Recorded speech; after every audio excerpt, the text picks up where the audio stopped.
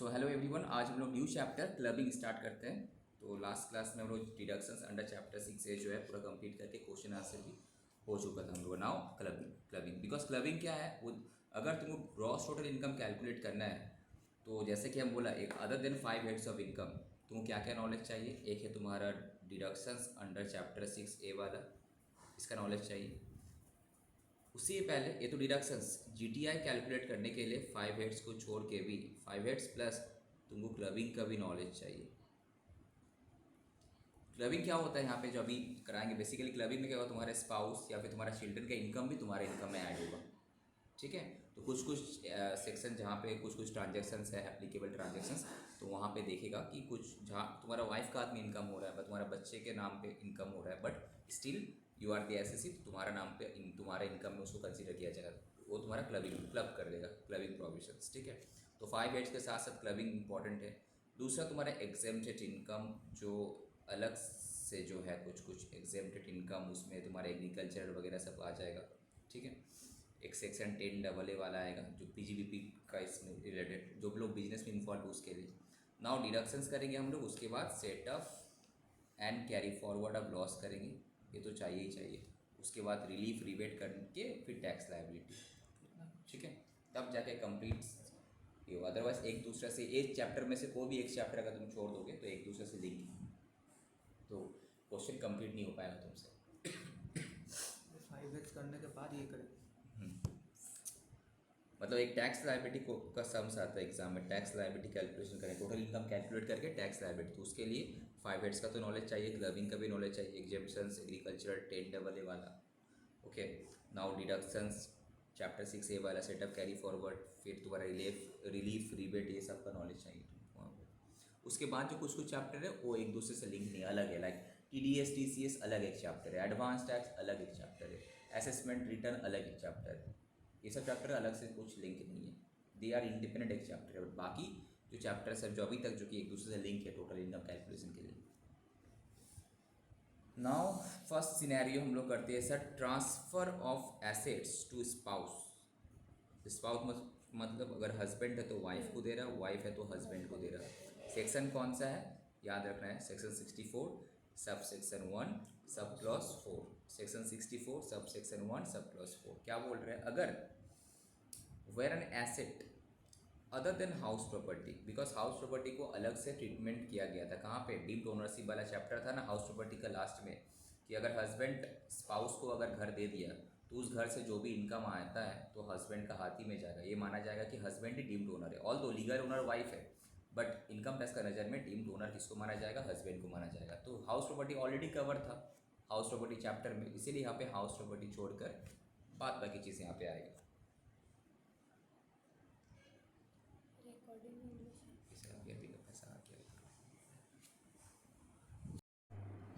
Okay, तो where an asset other than house property is transferred to by an individual to his या फिर her spouse directly या फिर indirectly. Indirectly directly का meaning क्या है समझाएंगे। Otherwise then for adequate consideration, तुम बेच रहे हो पैसा देके तो अलग बात है, हम फ्री में एडिक्वेट फ्री में या फिर कम कंसिडरेशन में हाउस प्रॉपर्टी छोड़कर बाकी कोई भी एसेट हम ट्रांसफ़र किए अपना स्पाउस को, and not in connection with an agreement to live apart. Divorce वाला केस है तो अलग है। डाइवोर्स वाला केस में क्या होता है, एग्रीमेंट रहता है कि हाँ हस्बैंड कुछ प्रॉपर्टी वाइफ का नाम में देगा, तो उस केस में ठीक है, क्लबिंग वाला एप्लीकेबल नहीं होगा।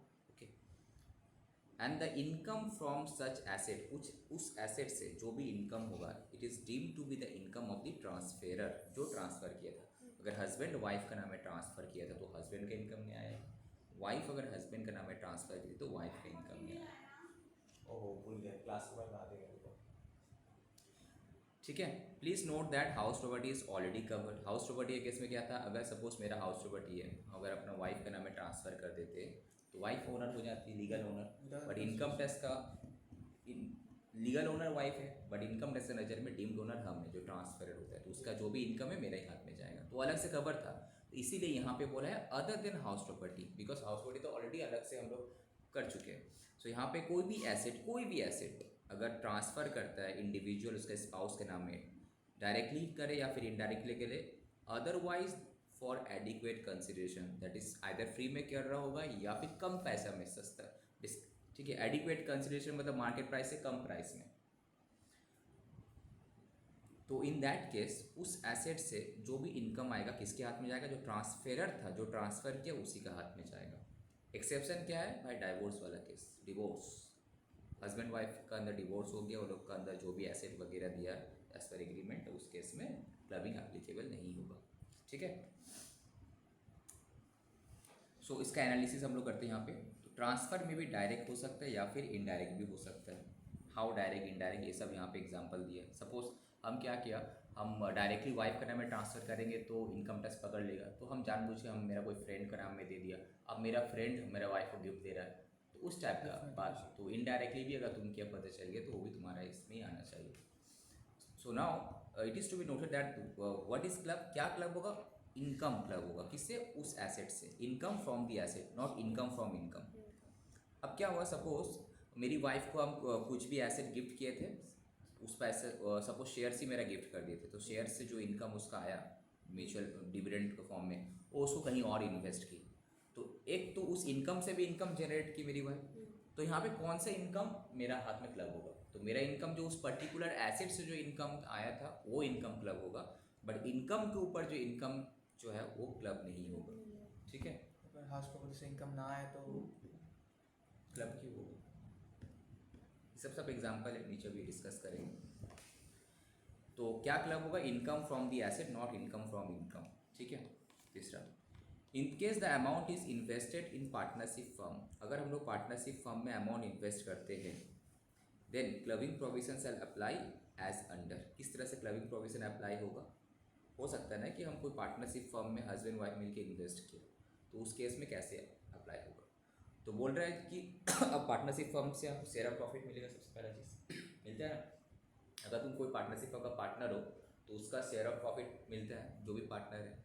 तो नाउ अब वाइफ को, हम वाइफ को पैसा दिए थे, वाइफ कोई पार्टनरशिप फर्म में इन्वेस्ट की, तो उसका जो शेयर ऑफ प्रॉफिट है क्या मेरा इनकम में ऐड होगा, नो।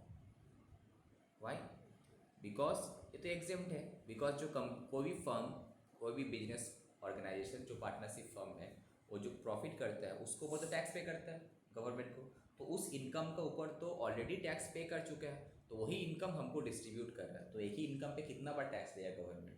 इसीलिए शेयर ऑफ प्रॉफिट जो होता है in the hands of the partner, it is exempted, because उसमें पार्टनरशिप फर्म टैक्स पे कर चुका होता है। तो शेयर ऑफ प्रॉफिट का केस में तुम्हारा क्लबिंग का क्वेश्चन ही अराइज नहीं होगा, क्वेश्चन वहीं पे अराइज होगा जिसका ऊपर टैक्स देना है। तो ऐसी भी तो एग्जेम्प्ट इनकम है ये शेयर ऑफ प्रॉफिट, तो एग्जेम्प्ट इनकम के केसेस में तुम्हारा नहीं होगा।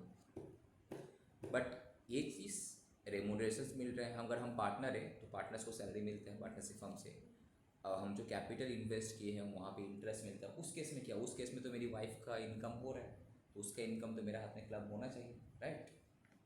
कैसे होगा, बोला कि अगर रेमुनरेशंस है,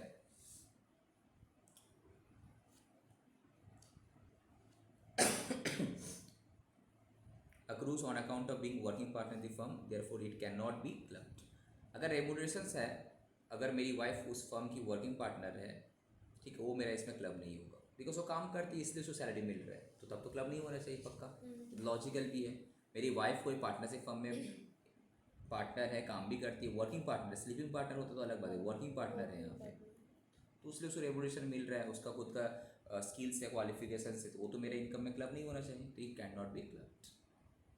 बट ये जो क्लबिंग प्रोविजंस है, मेरा पैसा लेके अल्टीमेटली वो उस पार्टनरशिप फर्म में इन्वेस्ट की थी, तो इन्वेस्ट करके जो शेयर ऑफ प्रॉफिट मिला था वो तो एग्जेम्प्ट है, तो उसमें क्लबिंग नहीं आएगा। और वो जो वहाँ पे काम करी एज अ वर्किंग पार्टनर, उसको रेमुनरेशन मिल रहा है, उसमें भी क्लबिंग प्रोविजन नहीं आएगा, वो तो वाइफ का ही हाथ में टैक्सेबल होगा, ठीक है।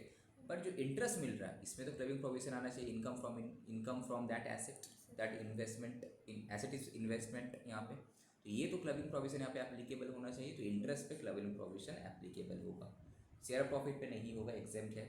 रेमुनरेशन तो होना भी नहीं चाहिए, वर्किंग पार्टनर से जो काम कर रही है वो स्किल्स, सेल्फ वर्किंग बाकी स्लीपिंग और उसमें तो आएगा।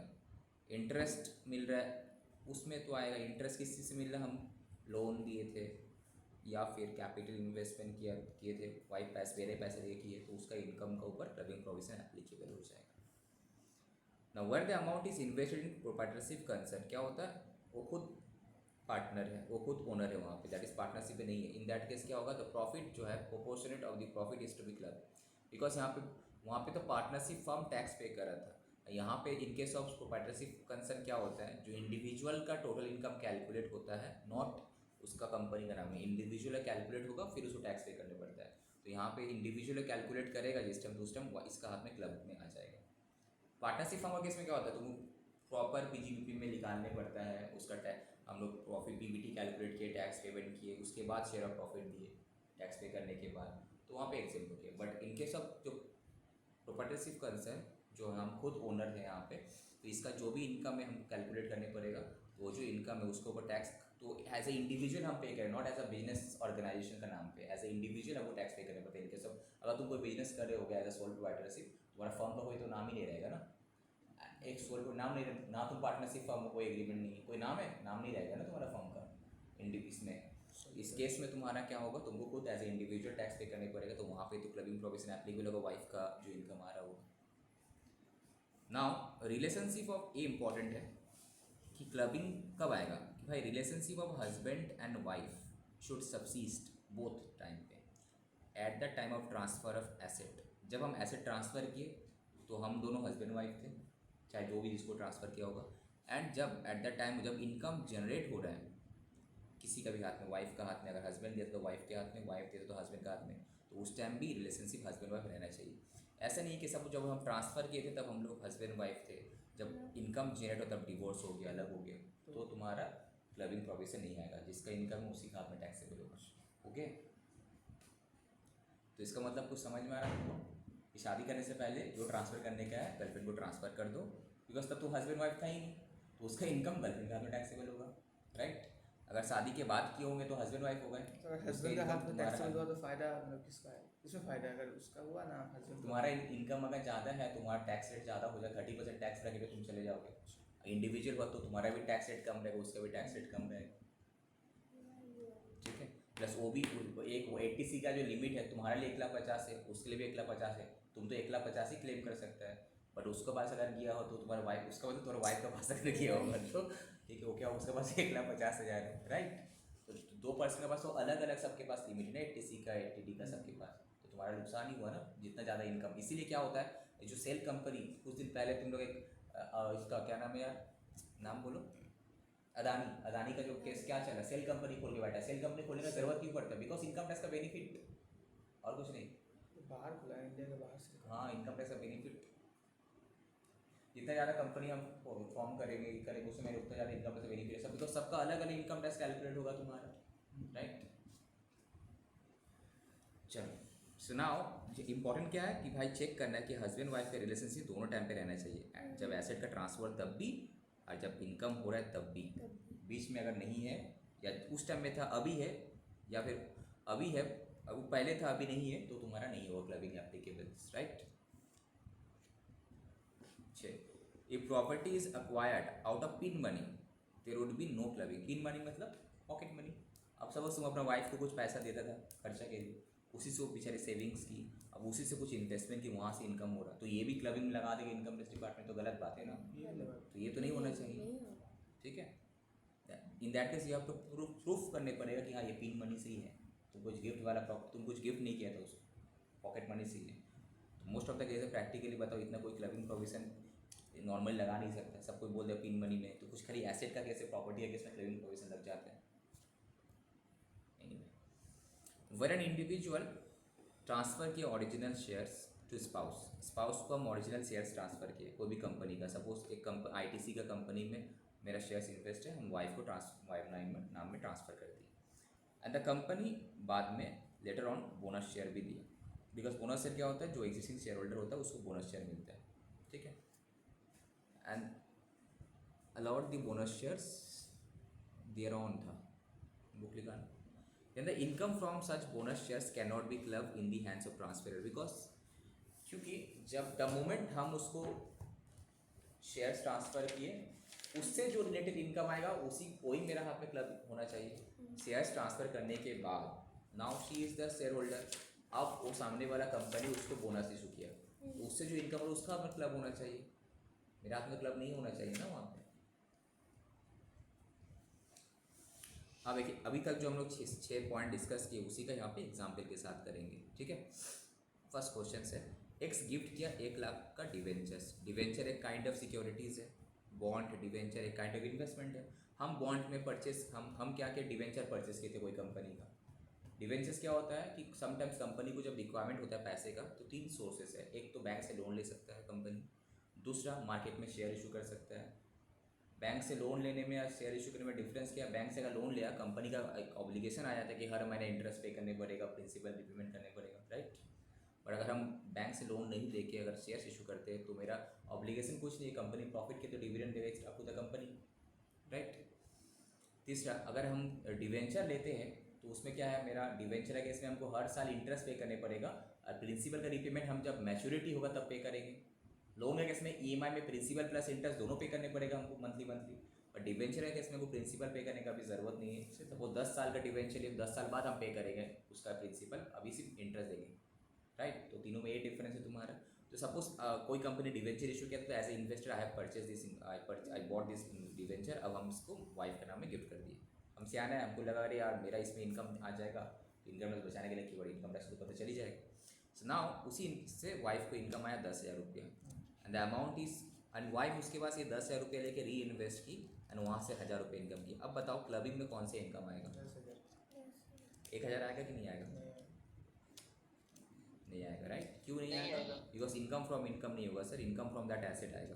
तो क्लबिंग में तुम्हारा ये वाला जो है ये वाला क्लब होगा, ठीक है। ये तुम्हारा इनकम फ्रॉम इनकम है इसलिए नहीं आएगा, income from income, no clubbing, ठीक है। ये क्लब होगा ये क्लब नहीं होगा, ठीक है। Next question number 2,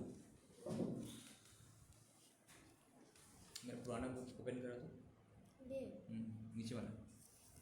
x gift किया 1,00,000 डिवेंचर्स टू मिसेस एक्स, उसको वाइफ को गिफ्ट किया एंड वो क्या की फिर उसको बेच दी। कितना है बेची? 1,50,000 में। तो फ़ायदा कितना का हुआ?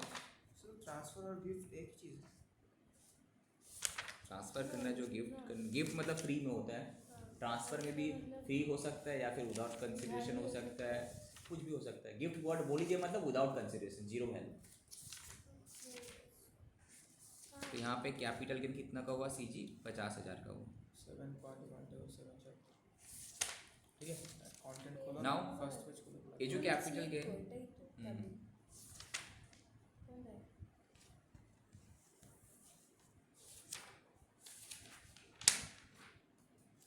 ठीक है, ब्लैंक तुम देख सकते हो। सो नाउ ये जो 50,000 रुपया है किसका हाथ में क्लब होगा? 50,000 कितना? ये तो क्लब होगा किसके हाथ में? एक्स के हाथ में। नाउ ये जो 50,000 कैपिटल गेन हुआ था, दिस अमाउंट इज री इन्वेस्टेड एंड शी अर्न्स 15,000, ये कहाँ पे जाएगा? ये तो not club, income from income है, ये नॉट क्लब, ये क्लब नहीं होगा, ठीक है। Question number 3, in question number 2 assume that the amount of rupees 1,50,000 जो है ना, इट इज़ री invested in a partnership firm. 1,00,000 रुपया में वो बेच कर 1,50,000 में बेची थी वो एंड उसको री इन्वेस्ट कर दी एक पार्टनरशिप फर्म में, okay. Now she earns the following from the firm. एक शेयर ऑफ प्रॉफिट है, शेयर ऑफ प्रॉफिट तो एग्जेम्प्ट है, इसमें तो तुम्हारा क्लबिंग होगा भी नहीं। रेमुरेशन मिल रहा है एज अ वर्किंग पार्टनर, तो ये भी तुम्हारा नो क्लबिंग, ठीक है। रेमुरेशंस मिल रहे हैं उसको, काम करी सैलरी मिल रहा है उसको, रेमुरेशंस मतलब सैलरी मिल रहा है, वर्किंग पार्टनर। अब जो वो इन्वेस्ट की थी उसमें उसको इंटरेस्ट मिला 15,000 रुपया, ठीक है। तो इस 15,000 रुपया का तो भाई क्लबिंग में आएगा, बट कैसे आएगा? देखो ये तो क्लबिंग में आएगा, बट क्या पूरा पूरी 15,000 क्लबिंग में आ जाएगा? 50,000 के लिए जितना है उतना। ये जो 1, करेक्ट, वेरी गुड, ये जो 1,50,000 था इसका 2 पार्ट है। इसमें से 1,00,000 रुपया किसका है बोलो? जो कि ना मिस्टर एक्स का था, ठीक है। यहाँ पे इनकम फ्रॉम इनकम था, बट यहाँ पे अमाउंट ही इन्वेस्ट कर दी थी, इसलिए इनकम फ्रॉम इनकम नहीं आया था, बट 50,000 आया था, बट यहाँ पे वो एज इट इज़ इन्वेस्ट कर दी थी वहाँ पे। तो 1,00,000 रुपये मिस्टर एक्स का था, बाकी जो 50,000 आया भाई ये चलो मिसेस, मिसेस कैसे लिखा है, MRS एस ना, मिसेस एक्स, ठीक है। नाउ ये जो दैट मीन्स सर इसमें से 1,50,000 में से मेरा इंटरेस्ट आया कितना, 15,000।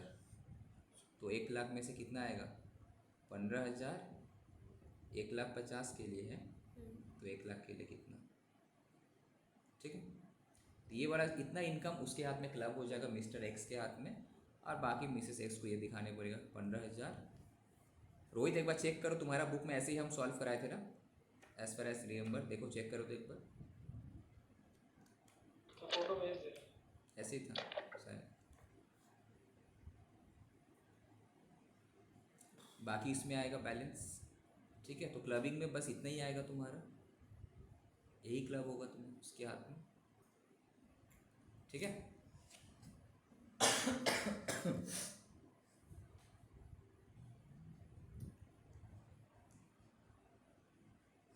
एक तो डायरेक्ट 50,000 का तो वही अमाउंट आ जाएगा, बैलेंस तो नहीं है। ये वाला चैप्टर का तुम फोटो खींच के भेज दो तो सॉल्व किया हुआ फटाफट हो जाएगा, या फिर तुम स्कैन करके भेज सकते हो तो और भी अच्छा हो है।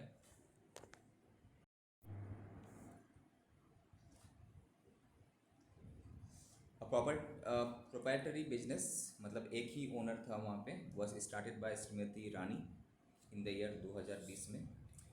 एज ऑन 1/4/2021 हर कैपिटल था 3 लाख का, तो इसका खुद का कैपिटल 3 लाख था, ओके ना। उसका हस्बैंड उसको गिफ्ट दिया था 2 लाख रुपया 1/4/2021 में, which was invested by her in the business on the same day, invest कर दी, okay. Now she earn the profit from her business, 1,50,000 का प्रॉफिट हुआ इन दी फाइनेंशियल ईयर 21-22 में। तो इसका मतलब ओपनिंग कैपिटल था कितना, उसके पास 3 लाख था। फर्दर आया उसके बाद दैट इज गिफ्ट आया, दिया उसका हस्बैंड 2 लाख, उसमें से टोटल प्रॉफिट आया उसका 1,50,000, ठीक है। 155 लाख 50 ना, ठीक है। ये कौन सी ईयर का था, 2021-22 का, ओके। तो 2,20,000 का है तो 21 सॉरी 2020-21 का था, 2000 20 है किसके? नहीं 21-22 तो 1/4/2021, ठीक ही तो 21-22 ठीक ही तो।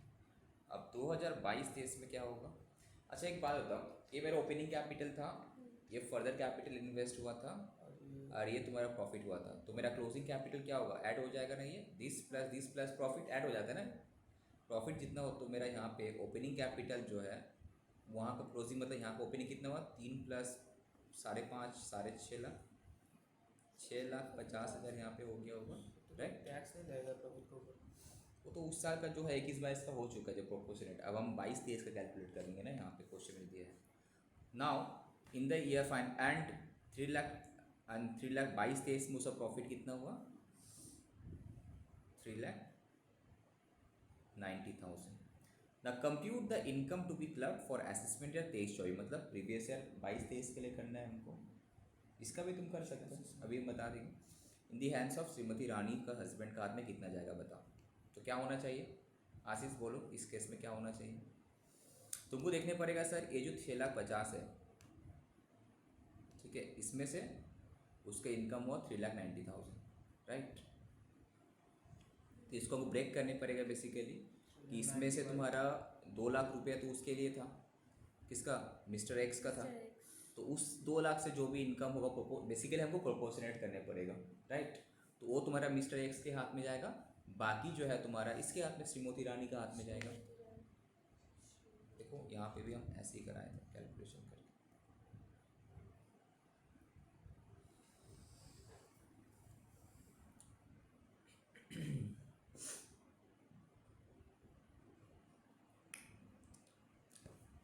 ये 18-19 नहीं, ये तुम्हारा डेट चेंज हो जाएगा 2000, ये 90,000 कहाँ से लेकर आए हम, अच्छा ये 20-21 का है, प्रोपोर्शनेट नहीं ये 20-21 का है। 3 लाख था उसके पास और हस्बैंड के पास से लिया 2 लाख, तो 5 लाख उसके पास हुआ। ठीक है, नाउ उसके बाद ये जो प्रॉफिट था 1,50,000 कब का, दो दैट इज 20 21 का था। 1,20,50 को तो हम प्रोपोर्शनेट किए होंगे ना, कौन सा ईयर में, दैट इज 20 21 में किस तरह प्रोपोर्शनेट किए होंगे, सेम वही रेशियो में। तो 1,50,000 बाय 5 लाख के लिए, तो इसका उसमें से 3 लाख इसका, 2 लाख इसका, कितना हुआ, तो 90 और 60,000 हो रहा था, राइट।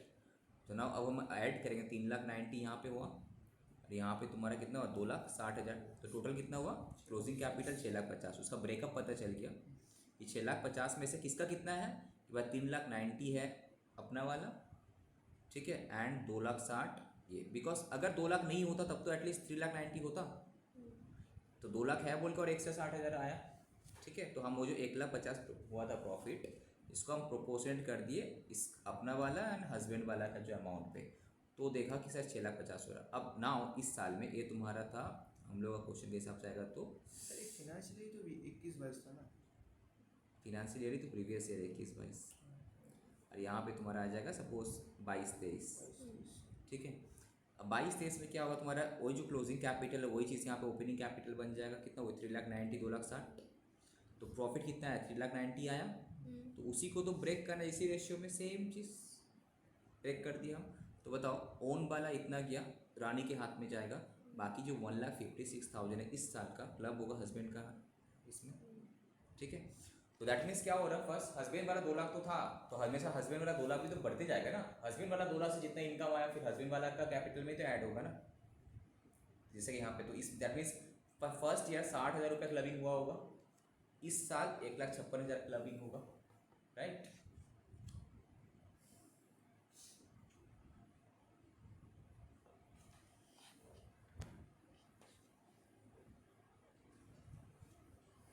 ठीक है, ये हो गया।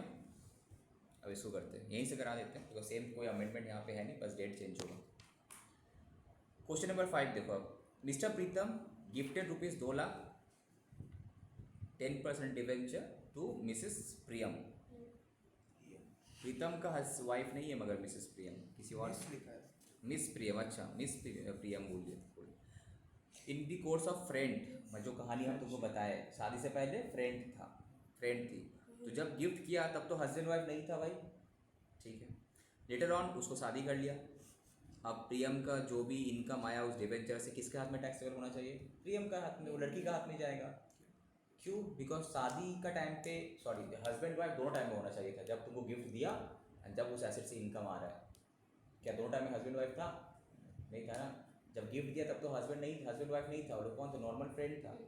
अब जब इनकम हो रहा तब जाके वो लोग हस्बैंड वाइफ हुआ है, तो दोनों टाइम में सबसीड होना चाहिए था ना, कंडीशंस क्या था, तो दैट मीन्स क्लबिंग प्रोविजन यहाँ पे एप्लीकेबल नहीं हुआ, तो यहाँ वही लिखे यहाँ पे सिंस द सर ये तो लूप है सर, एक हाँ, F का लूप। इसलिए तो हम तुम लोगों को बोला शादी करने से पहले गर्लफ्रेंड को जितना अपना बीवी को जो वुड बी वाइफ होगा जितना मर्जी गिफ्ट दे देना, ठीक है, तो उसके हाथ में टैक्सेबल होगा उस ऐसे बस शादी नहीं की तो अरे बोलो उसके बाद शादी नहीं की तो फिर तुम उससे एग्रीमेंट करा लेना कि अगर शादी नहीं की तो जो गिफ्ट दिए भाई वापस, एग्रीमेंट होता है। सही में हाँ। बहुत बार ठीक है। तो since relationship of husband and wife does not subsist at the time of transfer of asset, so clubbing provision will not be attracted here, taxable होगा वो लड़की का हाथ, मिस प्रिया, ठीक है। तो ये जो है सब कुछ तुम लोग जो यहाँ पे पॉइंट डिस्कस किए थे उसके साथ ही रहती है। नेक्स्ट क्वेश्चन नंबर 6, ये जो बोला था इनडायरेक्ट ट्रांसफर था ना, वहाँ पे डायरेक्ट इनडायरेक्ट दोनों ट्रांसफर के लिए है तुम्हारा। नाउ मिस्टर वासुदेवन गिफ्ट किया सम ऑफ ₹6,00,000 उसका भाई का वाइफ को जो भी डेट है उसी डेट पे, डेट रिलेवेंट नहीं, गिफ्ट किया, ओके, ₹6,00,000 का। अब 12 जुलाई को फिर क्या हुआ, उसका भाई जो है गिफ्ट किया ₹5,00,000 अपना भाभी को, ये उसका भाई का वाइफ को दे रहा है गिफ्ट, ठीक है, एंड भाई दे रहा भाभी का वाइफ, ठीक है, उसका वाइफ को गिफ्ट कर रहा है। क्रॉस ट्रांसफर बेसिकली इसको बोलते हैं, इनकम टैक्स से बचने के लिए। तो इनकम टैक्स क्या बोला था कि अपना वाइफ को तुम देगा तो तुम्हारा क्लबिंग प्रोविजन है, ये लोग सोचा सियाना, अरे यार हम अपना वाइफ को नहीं देते, हम तुम्हारा वाइफ को ट्रांसफर है, तुम मेरा वाइफ को ट्रांसफर कर दो, ठीक है। तो क्रॉस ट्रांसफर पता तो चल ही जाएगा एक बाद में, ठीक है, और जब तक पता नहीं है तब तो तुम सेफ है, जब पता चलेगा तब तो केस खाओगे। इनकम टैक्स बोलते हैं कि इनकम टैक्स इसीलिए ये एरिया ऐसा भी तो तुम कर सकता है ना, तो इसीलिए इसको भी बोला कि नहीं यहाँ पे भी क्लबिंग प्रोविजन एप्लीकेबल है। क्रॉस ट्रांसफर दैट इज वहाँ एक वर्ड था याद है, डायरेक्ट और इनडायरेक्ट ट्रांसफर। तो ये क्या है, इनडायरेक्ट ट्रांसफर कर रहे हैं ना, तो that is called cross transfer. तो क्रॉस ट्रांसफर का केस में भी क्लबिंग प्रोविजन एप्लीकेबल है। पहले एक्ट तुम सोचेगा सिंपल ऐसे ही बोलता कि वाइफ को देने से, तो वाइफ को नहीं देंगे हम किसी और को देंगे, वो कि हम मेरा वाइफ को ट्रांसफर करेगा, ऐसा करेंगे बचने के लिए। तो इनकम टैक्स यहाँ पे भी तुम्हारा बोल दिया कि नहीं यहाँ पे भी क्लबिंग प्रोविजन एप्लीकेबल है अगर क्रॉस ट्रांसफर है तो, ठीक है। तो दैट मीन्स अब क्वेश्चन है सर यहाँ पे किसका इनकम जाएगा, तो बेसिकली क्या होगा, यहाँ पे क्रॉस ट्रांसफर है तो यहाँ पे इनकम किसका कितना हुआ, तो मिस्टर वासुदेव 6 लाख रुपया दिया था किसको, उसका भाई का वाइफ को, तो 6 लाख का कितना परसेंट, 9% कितना हो, 6 लाख का 9% कितना हुआ, 5 लाख क्यों दे रहा,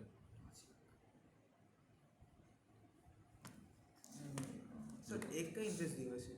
the gifted amount were reinvested as fixed deposit in the banks by Mrs Vasudevan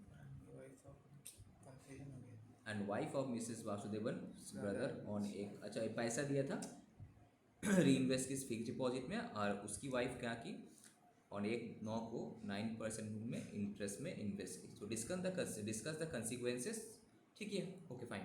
तो दैट मीन्स एक जन दिया 6 लाख रुपया, ठीक है, फर्स्ट वाला कैसे मिस्टर वासुदेवन उसका भाई का वाइफ को दिया 6 लाख रुपया बेनिफिट अपना वाइफ के लिए, एंड ये जो है ये 5 लाख रुपया दिया उसका भाभी को, ठीक है। तो यहाँ पे किसका हाथ में क्या होना चाहिए बेसिकली कि इंटरेस्ट जो मिला होगा 5 लाख रुपया के ऊपर, अर्न कौन किया, वासुदेवन का वाइफ, ये किसके हाथ में ट्रांसफर होना चाहिए, वासुदेवन का हाथ में क्यों कंफ्यूजन हो रहा है, एक तो रेखा पिक्चर दिखा रहे हो, ये तुम्हारा है वी, ठीक है, ये वी की वाइफ है, और ये कौन था, उसका ब्रदर, ये ब्रदर की वाइफ, ठीक है। कौन किसको कितना दिया, ये इसको कितना दिया बोलो, 6 लाख, ठीक है, ये इसको कितना दिया, किसका इनकम किस में टैक्सेबल, वाइफ का इनकम इसका हाथ में टैक्सेबल, इसका वाइफ का इसमें, तो इसका इनकम कितना 5 लाख के ऊपर जो भी इंटरेस्ट होगा किसका हाथ में जाना चाहिए, ठीक है हाथ में, तो इसके ऊपर जो इंटरेस्ट होगा किसका हाथ में जाना चाहिए, ब्रदर का हाथ में, मतलब वाइफ को दे रहे वैसे का गई।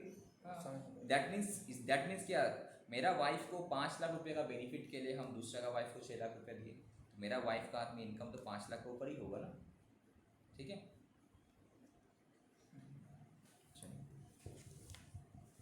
और जो बाकी जो 1 लाख रुपये तुम्हारा कॉमन है, कॉमन कितना है 5-6 में कॉमन 5 लाख ही है, तो एक अरे ज़्यादा दिया ना इसको, यहाँ पे 5 लाख एक 6 लाख है, तो एक 6 लाख 1 लाख एक्स्ट्रा हुआ ना, तो इंटरेस्ट ऑन 1 लाख रुपया अर्न बाय ब्रदर्स की wife shall be taxable in her own hand, उसका खुद के हाथ में टैक्सेबल होगा।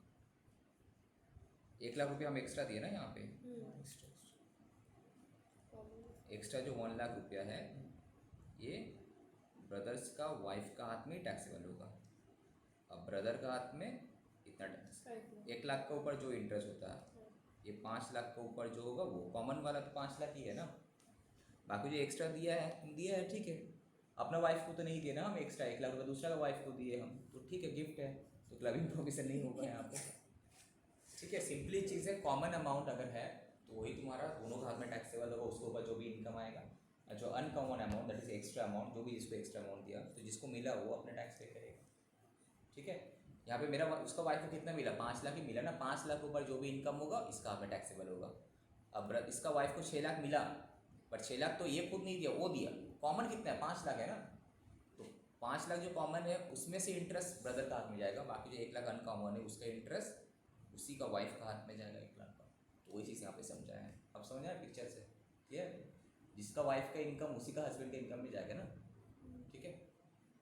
चलो, तो यहाँ तक फर्स्ट पॉइंट हम लोग डिस्कस किए थे, आई होप कि समझ में आ गया होगा। क्या क्या था फर्स्ट पॉइंट में, अगर हाउस प्रॉपर्टी छोड़कर कोई भी एसेट अगर हम अपना स्पाउस को ट्रांसफर करते हैं विदाउट एडिक्वेट कंसिडरेशंस, डायरेक्टली हो इनडायरेक्टली हो, तो उस एसेट से जो इनकम आएगा जो ट्रांसफेरर था तो उसी का हाथ में टैक्सेबल होगा। अगर कंसेशन होगा तो अभी तो मतलब नहीं होगा, अगर कंसेशन में भी होगा, विदाउट कंसिडरेशन का मतलब क्या होता है, आइदर फ्री में मिल रहा है या फिर less than fair market value, जो मार्केट वैल्यू से सस्ता दाम में हम दे, ठीक है। नाउ यहाँ पे हम लोग सिनेरियो क्या क्या देखा सर, एक सर जैसे कोई भी एसेट हम गिफ्ट कर दिए तो उसको बेच के जो इनकम आया तो मेरे हाथ में क्लबिंग होगा, उससे जो इंटरेस्ट आया मेरा, बट उसी से अगर इनकम से अगर दूसरा वाइफ री इन्वेस्ट की तो उस केस में इनकम के ऊपर इनकम नहीं आएगा। But in case of cooperative concern और पार्टनरशिप फर्म जो उस इन्वेस्टमेंट की करेगी तो उसका प्रॉफिट प्रोपोर्शनेटली दोनों में ये होगा, राइट। और again in case of partnership firm जो है शेयर ऑफ प्रॉफिट एग्जेम्प्ट होता है तो क्लबिंग का क्वेश्चन ही आता है। रेमोनेशंस भी तुम्हारा ये जो अर्न कर रहा है उसी का में टैक्सेबल होना चाहिए, तो क्लबिंग का प्रोविजन नहीं था, ओनली इंटरेस्ट के ऊपर था, राइट। इंपॉर्टेंट क्या था, हस्बैंड और वाइफ का जो रिलेशनशिप है दोनों टाइम में होना चाहिए, देने जब गिफ्ट दिया तब भी और जब इनकम हो रहा तब भी, बीच में अगर नहीं था तो नहीं होगा। शादी से पहले दिया तो बच जाएगा, ठीक है। ओके नेक्स्ट, अभी तक तो वाइफ के बारे में देखा, स्पाउस अपना हस्बैंड अपने स्पाउस को दे रहा था, ठीक है, ऐसे ही अपने स्पाउस को गिफ्ट दे रहा था। नाउ यहाँ पे स्पाउस को नहीं दे किसी और बंदे को दे रहा, बट स्पाउस का बेनिफिट के लिए दे रहा है। इनकम टैक्स को पता चल रहा है कि स्पाउस का बेनिफिट के लिए ये चीज़ हो रहा है, तो इस केस में भी तुम्हारा क्लबिंग प्रोविजन एप्लीकेबल हो जाएगा। तो ये अलग था क्या? वो अलग है, ये अलग है, ठीक है। तो transfer of assets to certain persons for spouse का बेनिफिट के लिए सेक्शन 64 सबसेक्शन 1 सबसेक्शन 7, ठीक है। So where an individual transfer any asset, कोई भी एसेट, टू एनी पर्सन्स या फिर associated otherwise then for adequate concept, free में तुम दे रहा, for the end the income from such asset जो है shall be included in the income of the transfer, कितना, to the extent such transfer is for the immediate benefit of his spouse, spouse का benefit के लिए चीज़ कर रहे हैं तो उतना जितना भी उसका वाइफ से रिलेटेड है उतना का एक बार जो भी इनकम हो रहा होगा मेरा हाथ में क्लब हो जाएगा। For example mister x transfer किया 1 लाख रुपया डिवेंचर, किसको, मिस्टर वाई को, फ्री में। हम बोले तुमको 1 लाख रुपया हम ट्रांसफ़र करें, बिकॉज उसको लगा होगा कि अगर हम वाइफ को देंगे तो वह इनकम टैक्स में तो डायरेक्टली टैक्सेबल हो जाएगा, तो वो सोचा होगा चल इनकम टैक्स में तो ऐसा कोई क्लॉज नहीं है तो वाई नॉट हम अपना एक फ्रेंड को दे देते, फ्रेंड को बोलते उससे जो भी तुम इंटरेस्ट अर्न करें मेरा वाइफ का अकाउंट में ट्रांसफ़र कर देना, कर सकते हैं ऐसा। इनकम टैक्स यहाँ पे भी तुम्हारा आ गया, बोला कि नहीं ये भी तुम नहीं कर सकते, जहाँ जहाँ लूपहॉल से वहाँ कवर करने की कोशिश किया है। सो मिस्टर एक्स ट्रांसफर किया 1 लाख रुपये डिवेंचर मिस्टर वाई को, subject to the condition that Y shall transfer the interest of 9,000 to Mrs X, मैंने अपना वाइफ का बेनिफिट के लिए किया ना, तो ये जो इंटरेस्ट इनकम आया किसका हाथ में क्लब होना चाहिए, मिस्टर एक्स के हाथ में क्लब होना चाहिए, ठीक है। सो सेक्शन 64(1)(4) जो कर रहे थे वहाँ पे transfer of asset to spouse cover था, राइट, दोनों में डिफरेंस क्या है, और यहाँ पे to any other person for the benefit of spouse, ठीक है। यहाँ पे भी तो इनडायरेक्टली हो रहा है, दोनों तो इनडायरेक्ट, बट यहाँ पे अपना क्रॉस नहीं हो रहा है, भाई क्रॉस नहीं हो रहा है यहाँ पे, वो इसको नहीं दे रहा है, यहाँ पे क्रॉस ट्रांसफर नहीं है यहाँ पे।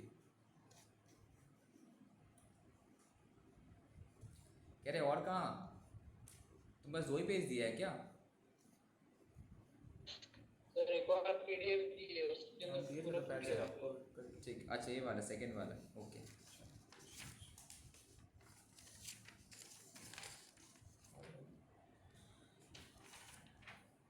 ये हो गया ना, ये वाला।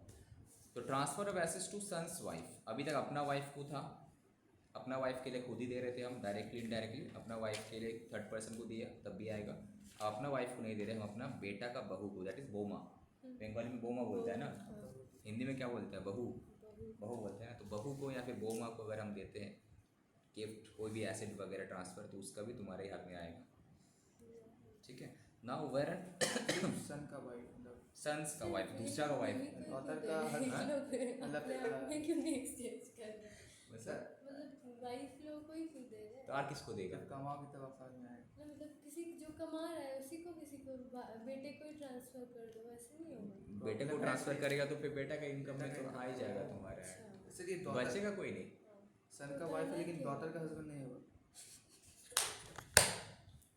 हाँ करेक्ट, डॉटर का हस्बैंड नहीं होगा, अभी हम आएंगे समझाएंगे।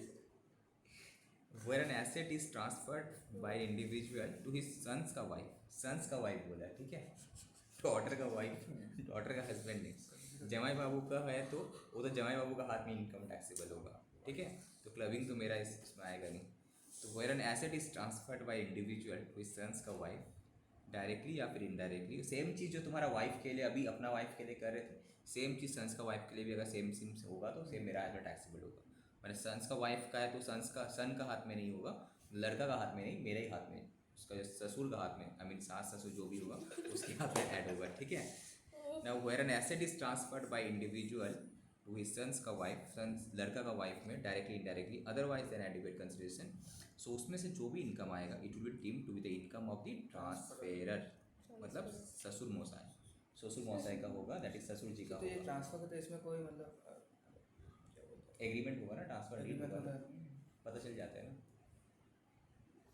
इनकम टैक्स डिपार्टमेंट को तो पता चल ही जाएगा बाद में।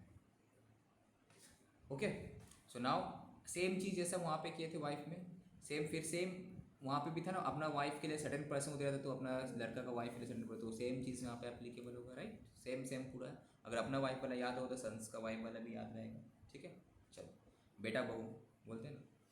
Now question number 8, Shri Madan gifted क्या, बिल्डिंग गिफ्ट कर दी बाप रे बाप थोड़ा हंस क्यों रहे हैं? एक्चुअली हम पढ़ा रहे सोचते तो रियलिटी में समझ में लिंक कर पाए, यू कैन इमेजिन कि हाँ ये हो रहा है एक्चुअली में, ठीक है। तो मिस्टर मदन उसका बहू को एक बिल्डिंग गिफ्ट कर दिए।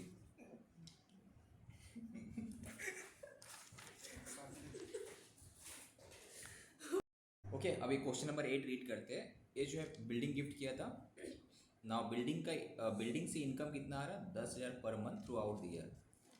म्यूनिसिपल टैक्स लग गया है हाफ ईयर 5,000। 5,000 का, was paid in June and second half year का वॉज नॉट पेड, ठीक है। तो now income of Shri Madan and Shrimati Hema, मैंने उसकी जो सन्स का वाइफ का नाम है Shrimati Hema, other than income from house property दिया हुआ है। सर ये बिजनेस इनकम है मदन का, ये हेमा का लॉस हो गया बिजनेस में, ये उसका इनकम है, इसका इनकम है, अदर सोर्सेज है, ये भी अदर सोर्सेज है। तो हाउस प्रॉपर्टी की इनकम दिया नहीं है, बेसिकली अभी कैलकुलेट करना है, ठीक है। कैलकुलेट करने के बाद इससे जो भी इनकम है किसके हाथ में क्लब होगा, मदन जी का हाथ में क्लब होगा, ठीक है। सो नोट, बाकी जो ये सब इनकम था इसका अपना अपना था, तो इसलिए इसमें तो क्लबिंग का क्वेश्चन आता ही नहीं। क्लबिंग वहीं पे आएगा जो अगर हम किसी को आइदर मेरी वाइफ को या फिर मेरा सन का वाइफ को अगर हम गिफ्ट किए होंगे एसेट तब। तो नाउ इनकम कैलकुलेट करो, तो capital gain does not relate to gain from shares and securities, simple दिया है। तो नाउ मदन का एंड श्रीमती हेमा का पहले हम इनकम कैलकुलेट करेंगे। तो हाउस प्रॉपर्टी का पहले कैलकुलेट करते हैं हम लोग। ग्रॉस म्यूनिसिपल वैल्यू कितना होगा, तो यहाँ पे जो कब गिफ्ट किया उसको, 1 क्या दिया ये, 1/10/2020 को, 20 1/10/2020 को गिफ्ट किया। तुम लोग का बुक में 21 है, ठीक है। 1/10/2021 को गिफ्ट किया, नहीं, इसको मेरा 21, हम लोग का 20 ही है। चल ठीक है, इसको एक कर चेंज कर दो, 22 कर दो इसको, ठीक है। 21 हो जाएगा, 22 हो जाएगा। सो नाउ 1/10/2021 को गिफ्ट किया, तो उससे पहले क्या था, इसका मतलब सेल्फ ऑक्यूपाइड था, आइदर सेल्फ ऑक्यूपाइड था या फिर हम लेट आउट में देके रखे थे, तो नाउ लेट आउट था, बोल दिया कि बिल्डिंग भाई throughout the year let out ही था। इसका मतलब ये क्या, लेट आउट ही है throughout the year, but इसमें कुछ महीना मेरा हम डायरेक्टली उससे इनकम अर्न किए तो मेरा इनकम में आना चाहिए। उसके बाद कुछ पीरियड के लिए हम जो है उसको गिफ्ट कर दिए थे तो उसको इनकम अर्न की, राइट। तो वो वाला जो इनकम है मेरा इसमें क्लब होगा, मेरा वाला तो ऐसे भी आए गए। तो यहाँ पे 2 बार इनकम कैलकुलेट करने को ना, एक मदन डायरेक्टली, इस सब मदन का हाथ में इनकम आ रहा है। 1 अप्रैल से लेकर 30 सितंबर तक मदन अपने नाम पे बिल्डिंग रखा था, तो वहाँ से जो भी इनकम आया होगा तो मदन का हाथ में टैक्सेबल होना चाहिए डायरेक्टली। उसके बाद 1 अक्टूबर को जाके देखो यहाँ पे गिफ्ट किया है, तो 1 अक्टूबर से लेकर 31 मार्च तक का जो है उसका जो भी इनकम आया होगा किसके हाथ में क्लब होगा, यहाँ पे क्लब होगा मदन के हाथ में, राइट। यहाँ पे ऐसा नहीं है तो क्या वो सॉल्व करने के लिए दिया है, तुम ब्लैंक छोड़ दिया, अच्छा यहाँ पे कर दिया। यहाँ पे कर दिया, देखो ब्लैंक छोड़ दिया है, करने के लिए बोला है यहाँ, मेरे वाले में क्या हो, कुछ उल्टा पुल्टा कर तो दिया। ये पट्टा पड़ा है। तुम्हारा बुक कौन सा, पुराना वाला बुक है, पुराना नहीं किया हुआ। नया में गायब कर दिया, ठीक। तो एनीवे, तो इस केस में तुम्हारा क्या हुआ 60,000 रुपया। अब क्या है ना, इस केस में क्या होगा, मेरा म्यूनिसिपल वैल्यू कितना था, तो जिसको हम लोग ग्रॉस एनुअल वैल्यू बोलते हैं, क्या जो मेरा एनुअल रेंट 10 करके तो 10,000 इंटू 12 होगा बेसिकली, तो उसमें से 6 महीना यहाँ पे 6 महीने तो 60 आ गया 1,20,000। अब municipal tax paid by the owner, तो यहाँ पे म्यूनिसिपल टैक्स फॉर दी कितना पे किए 5,000 पे किए, तो यहाँ पे माइनस हुआ, और यहाँ पे तो पे ही नहीं किया, तो पे अगर नहीं करें तो माइनस होगा नहीं म्यूनिसिपल टैक्स। तो ये रहा तुम्हारा नेट एनुअल वैल्यू। अब इसमें से स्टैंडर्ड डिडक्शन 30% दोनों केस में, तो मेरा इनकम तो 38,500 डायरेक्ट ऐसे भी आएगा। इसका तो अब अलग इसमें कैलकुलेशन किया है। कहाँ देखिए 34,500 आ गया यहाँ से।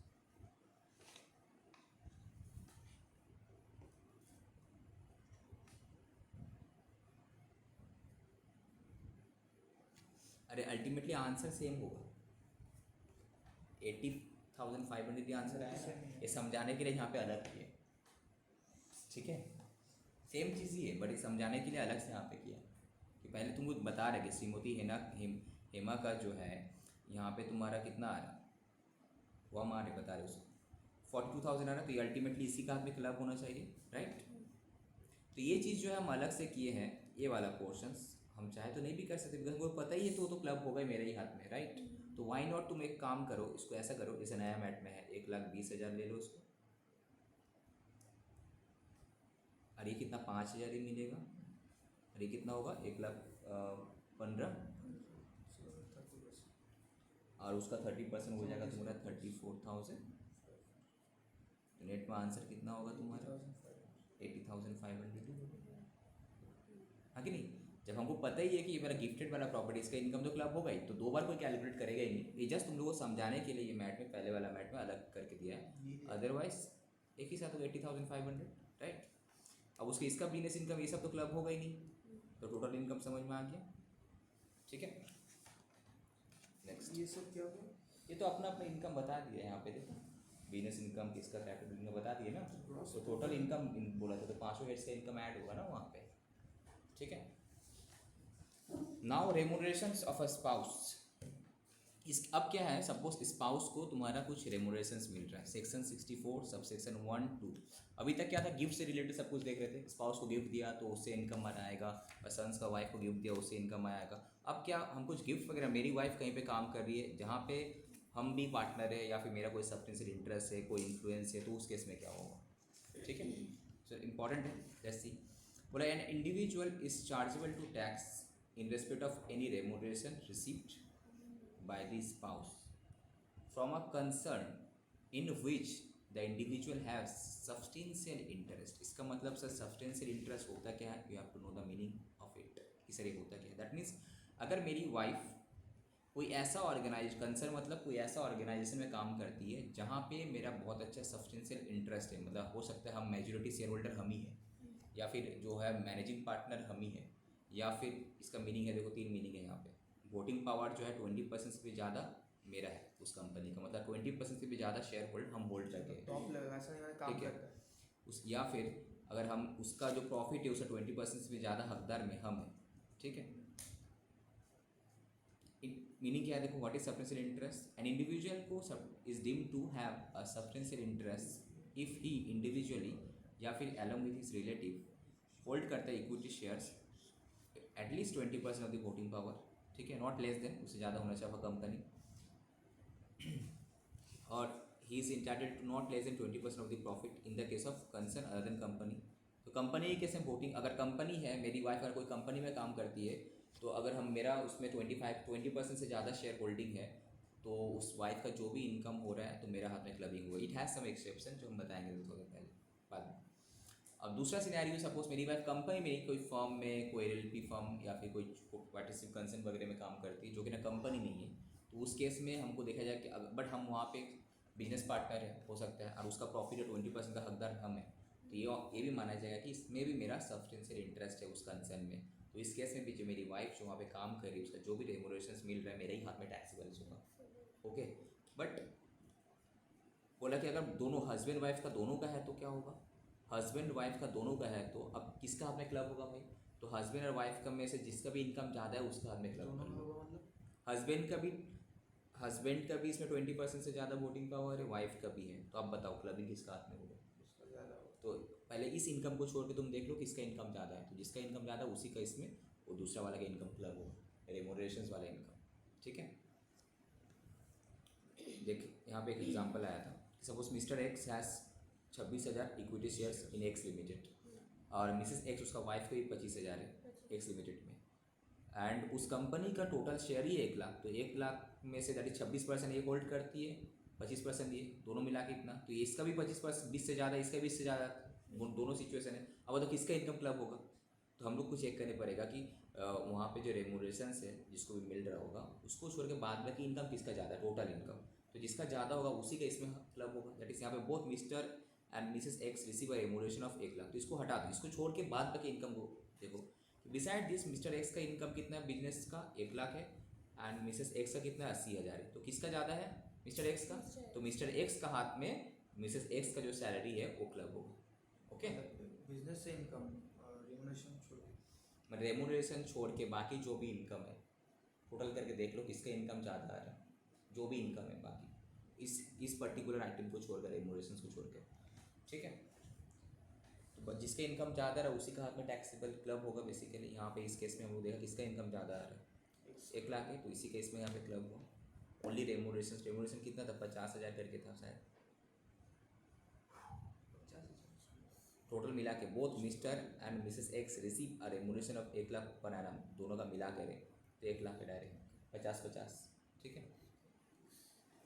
Now what would be your answer in, अगर सपोज मिस्टर एक्स होल्ड करता है 1,000 इक्विटी शेयर दैट इज 1% और मिसेस एक्स 19%, तब क्या होगा, mister x 1% equity share hold करता है एंड मिसेस एक्स होल्ड करती है 19,000 इक्विटी शेयर, तब क्या होगा, दोनों का लेस है तुम्हारा, तो सब्सटेंशियल इंटरेस्ट तुम्हारा यहाँ पे हो नहीं पा रहा है, यहाँ पे क्लबिंग एप्टाइट नहीं करेगा।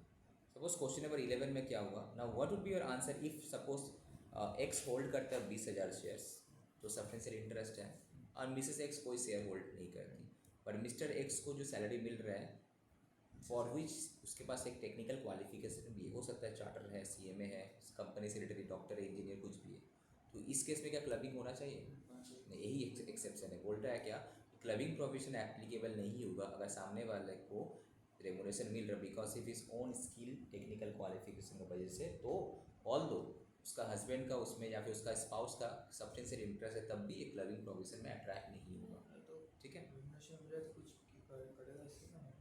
टेक्निकल क्वालिफिकेशन, अब सपोज समझिएगा कैसे, सपोज मेरी वाइफ है, उसका टेक्निकल क्वालिफिकेशन सब B.Com है और उसको सैलरी मिला एक चार्टर अकाउंटेंट का बराबर, ठीक है, तो इस केस में तो क्लबिंग तो एप्लीकेबल हो जाएगा, मेरा उस कंपनी में सब्सटेंशियल इंटरेस्ट है बोल के मेरी वाइफ को इतना पैसा मिल रहा है, राइट।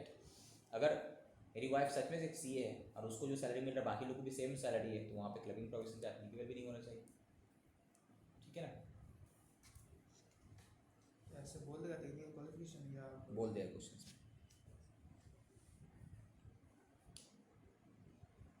ये जो यहाँ पे था ना, however the remunerations which is solely attributable to the application of technical professional knowledge and experience will not be clubbed,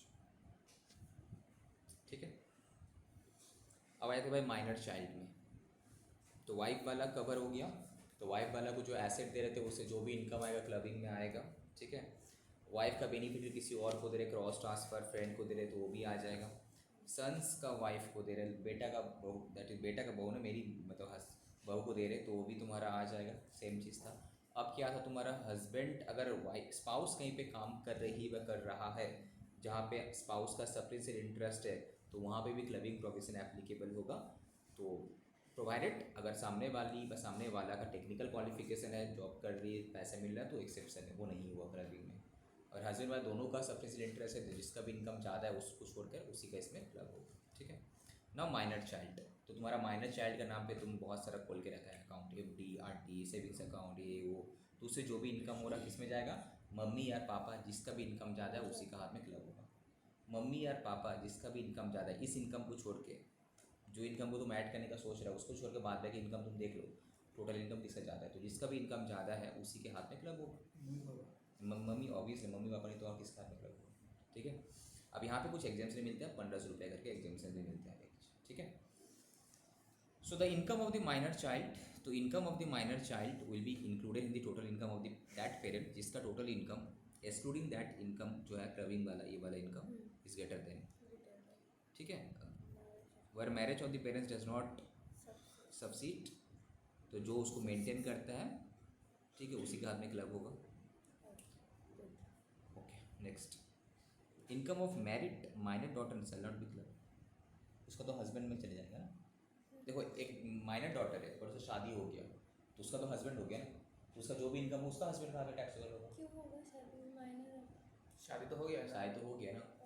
minor लोग की भी तो शादी होता है ना इंडिया में, पहले के ज़माने में चलते तभी भी हो जाता है, गाँव वगैरह में तो होता ही है। 12 साल 14 साल के लड़की लोग को, 15 साल के लड़की को शादी हो जाता है, होता ही है।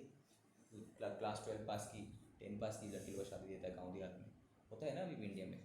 सो उस केस में शादी जब हो जा रहा है तो उस तो क्लबिंग प्रोविजन तो उसका हस्बैंड का हाथ में आ जाएगा ना, इसका जो भी इनकम होगा उसका हस्बैंड का हाथ में टैक्सेबल होगा।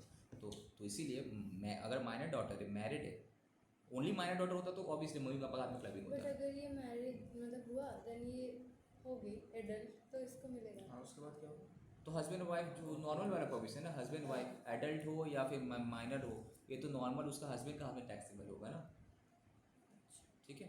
अच्छा वो ऐसे ही एडल्ट हो और शादी नहीं उससे हुआ तो मतलब नहीं, शादी नहीं हुआ तो भाई मम्मी पापा का में से जो भी इनकम जा रहा है उसके हाथ में क्लब होगा, ठीक है। शादी हो गया तो हस्बैंड को उसका हस्बैंड का आवाज़ जाएगा। बट क्यों?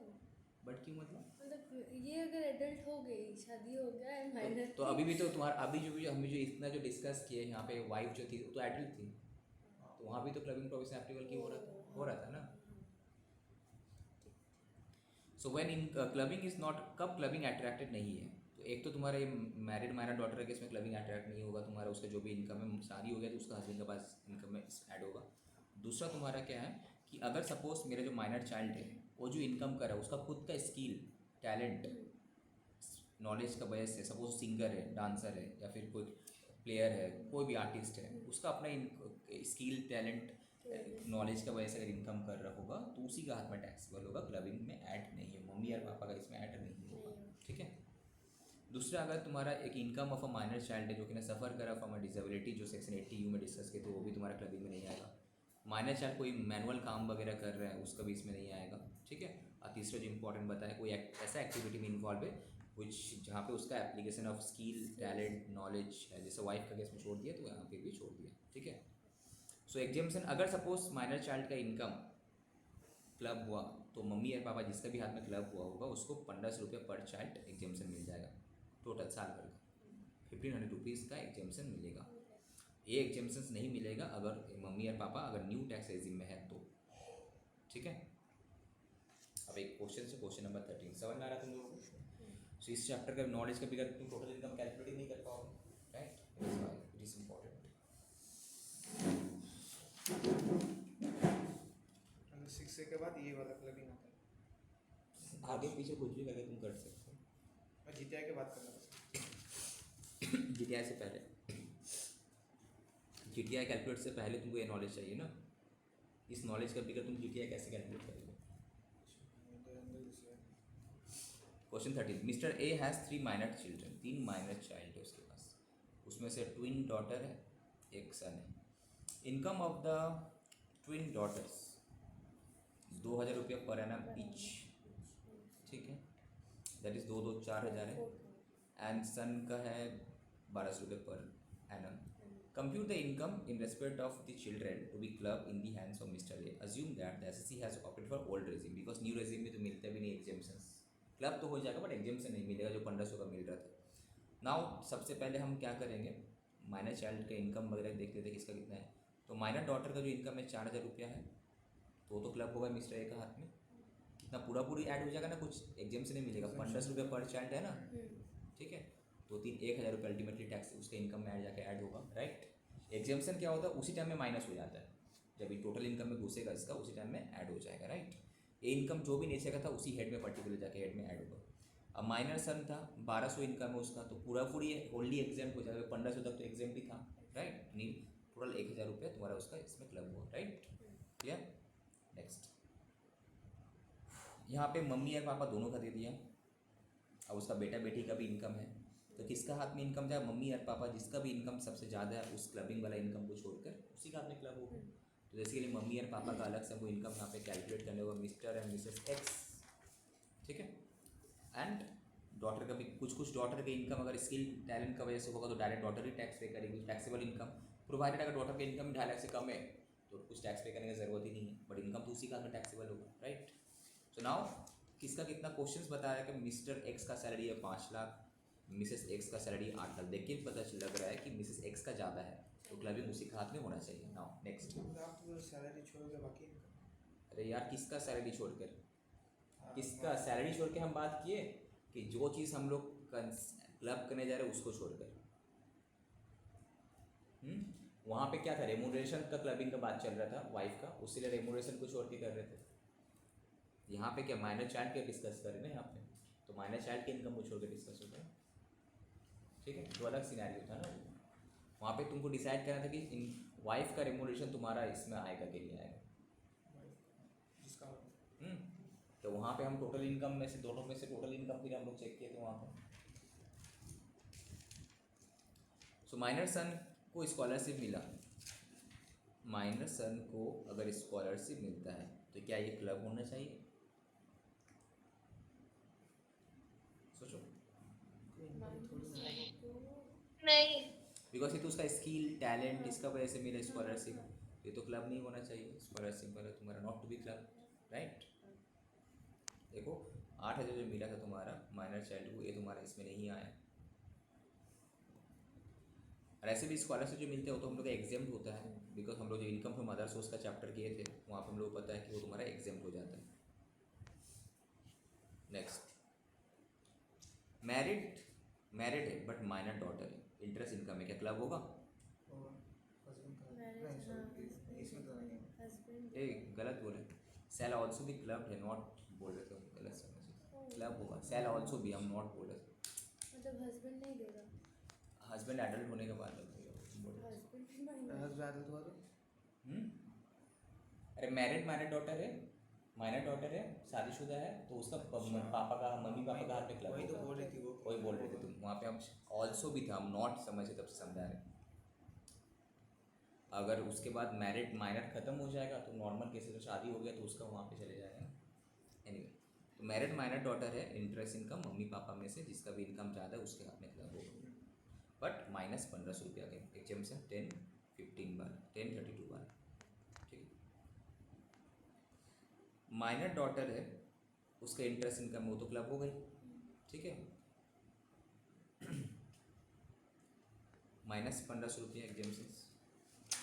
अब माइनर सन जो कि ना क्रिकेट मैच से मिला 50 है, क्या एक क्लब होगा? क्रिकेट मैच से मिला तो भाई स्किल टैलेंट तो क्लब नहीं होगा, उसके हाथ में प्रोफेशनल इनकम उसका घुसेगा, बिजनेस प्रोफेशनल इनकम में उसके जाके घुसेगा वो।